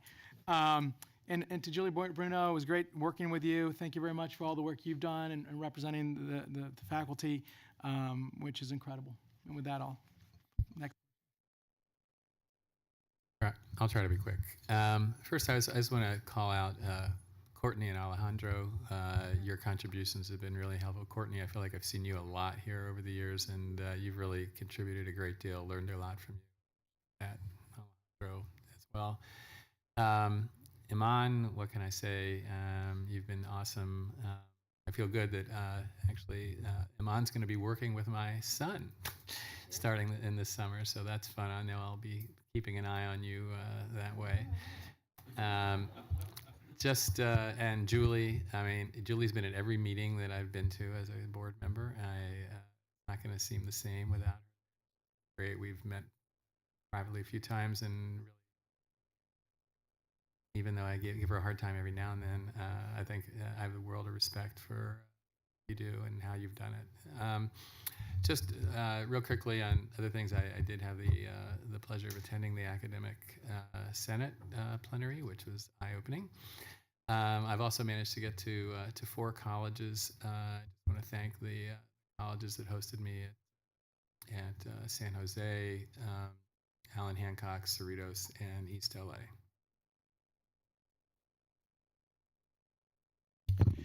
I just want to comment on one meeting that I attended last Friday. I did the same comment in March, but I attended the California Workforce Pathways Joint Advisory Committee since I'm one of the Board of Governors members. And just as a reminder, member Pamela Haynes is the vice president of this committee, and the third member is member Valerie Shaw. And one of the nice things that they did this time is they invited Kathy Book from WestEd to come and give a very detailed presentation on guided pathways, which really got their attention, the people from the K through 12 area or the State Board of Education. So it was very well done. In the morning, there was a presentation that caught my attention because it was a woman who decided to talk about the various industrial revolutions that our country has gone through, even to the point of saying we're currently living out the fourth industrial revolution and what kind of skills you will need to work in a world that has gone through that. It was just amazing. But it was a very good thing to attend, and I'm glad that I'm on there. I also want to just say thank you to Aman and thank you to Julie. Well, you know, in the last 3 weeks, I've been to Sacramento 3 times, and I've been to Nashville, Tennessee, to an HBCU. I'm sorry Jeff is not here, to my nephew's graduation. And it was just majestic. It was just, the institution was 144 years old, right after Reconstruction. And the students were enthusiastic, and my family came from all over the nation to go to this graduation. So it's important to know how we're spending the money, but the institutions are worth it. Sacramento 3 times, of course, this is one time here. The other time was on Friday with the Department of Education and our board meeting regarding the Perkins bill. And the other time was the Basic Needs Conference. It was extraordinary. There were over 5. I want to compliment Vice Chancellor Moore and Colleen, is it Ganley, for what they've done. 500 people. You talk about hope and enthusiasm. It was extraordinary. Everybody convened to try to find out how we're going to help the housing and food insecure. And there'll be another summit, I think you said, Vice Chancellor, soon. So a lot of enthusiasm there. And then also, Board Member Perry and I went to Santa Monica College and visited with the president there, and she's very enthusiastic. And that's great school. Finally, Aman, I'm tired, you can tell that. Aman, let me just say this. Aman and his colleague there listened to me last night. We all gathered in the embassy suites. And they asked me about my career, and they actually spent 20 minutes listening to what has happened with me over the last 30 years. So they gave me a great Mother's Day gift by listening. They were very attentive also. But Aman is bright, he's ambitious, he's curious, he's charming. And he is charming, everybody knows that. So he's been just a delight for this board. And, every morning I try to listen to some kind of positive thinker. And this morning I listened to Oprah's graduation speech at SC, 20 minutes. And in that speech, she talked about Maya Angelou, who was her mentor, and how when Oprah created a school in Africa for girls, she said to Maya, she was visiting Maya, and she said Maya was there cooking, and she said, "This is my legacy. This school is going to be my legacy." And then Maya Angelou looked at her and said, "What?" She said, "Yes, this is my legacy." And Maya said to her, "Your legacy is in everyone you meet. Your legacy really is found in everyone you meet. It's just not one thing." So I say to Iman, to Julie, and everybody who's leaving us now, that you've left an incredible legacy with all of us, and we are grateful. Thank you. Girl, you're gonna make me cry. That's my talent. Well, you're good at it. All right. My thanks too to all those that come and participate. It takes, you know, when I used to when I was a minority leader and they'd ask me, "What are you looking for in candidates?" I would say, "Oh, I don't know, like a reasonable, sensible adult. Is that too much to ask for?" My friends would laugh and say, "Yeah, reasonable, sensible adults don't want to go to Sacramento, Connie." But that's in political terms. I really want to thank all the reasonable, sensible adults that come here and work with us and work for us, and it's much appreciative. Every once in a while, there's a divergence of opinion, but if we're all adults, we can get through that. My son over there, that is going to make me cry. I'm not talking about it, okay? Appreciate you very much. And I meant what I told you this morning. So back to the other business. It was really good for me. We all have a lot of things going on in our life, but serving on the review committee for innovative awards meant a lot to me because you get to really see what's happening in the trenches and what the schools are doing. And now I'm crying. And I'm finished, except for I think I'll retire my red blouse. I'm not wearing that again. It's been a day for me. I'll promise to keep the chocolate away too, right? Or Thank you. the sugar, No more sugar. right? There we go. Yeah. Well, you know, I'd like to echo all the sentiments of those people that are stepping into different roles and stepping out of the ones that they're currently in. My only regret is that I haven't had a chance to work with you more and longer, because clearly the experience and expertise that you've brought to your role and the advocacy you've brought for your represented groups has been outstanding. I look forward to the folks that come and step up, but clearly you do have large shoes to fill. And so it's great to see this kind of leadership out there throughout our system and throughout our state. And so you should be proud of the work you've done, and hopefully we can live up to that as well. Didn't do a whole lot, really, along with Connie. Just had a great pleasure in being a reviewer for the Innovation Awards. And I was not wearing my red blouse. You were not, yeah, exactly, yeah. She was behaving. But thank you, President Estolano, for giving me the opportunity to do that. And then also being a reader and reviewer for the Classified Employee of the Year Awards. It's always a great pleasure. Just between those two things, really seeing some of the best of what our system has to offer in the work that we're doing is really empowering and inspirational, I think, to the work as we have going ahead. We have a whole lot of work to do, which is why I was glad to represent CSEA, not necessarily the Board of Governors, but represent CSEA to the Select Committee on the Higher Education Master Plan. I think, you know, normally when you might have a bill that needs to be renewed, you'll have a fairly mundane set of changes made to it. I think some of the attitudes of that select committee are that they're pretty open to what we really need. And those of us that are out in these advocacy roles, I think it's important for us to make sure that our voices are heard. And I think it just echoes along the comments I made earlier about the leadership that we've had here. We should make sure our voices are heard, just like you did. I guess the only update I have as a board member is to thank all of those who are stepping into new roles as well. I think you guys bring forth a lot of important points and ask a lot of hard questions that really cause us to all think really hard about what we're doing and make sure that we're doing the right thing for students. So thank you very much. Same thing, I haven't had the pleasure of working with you guys for very long, but I could tell based from our short interactions that this is a very tight-knit community, and I'm very happy to be serving on this board as well with your big shoes. That's as far as a formal update as an official board member, that's all I have to say. But as a private citizen, done a couple things.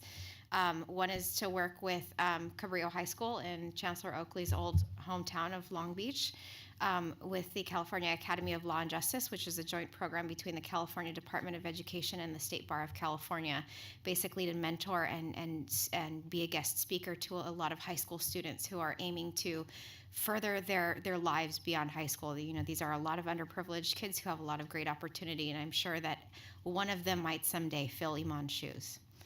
And then secondly is that while we were having a very rowdy discussion about diversity and inclusion, got a very long email from the chief legal officer of my company. I've been serving there for as long as I've been on the board.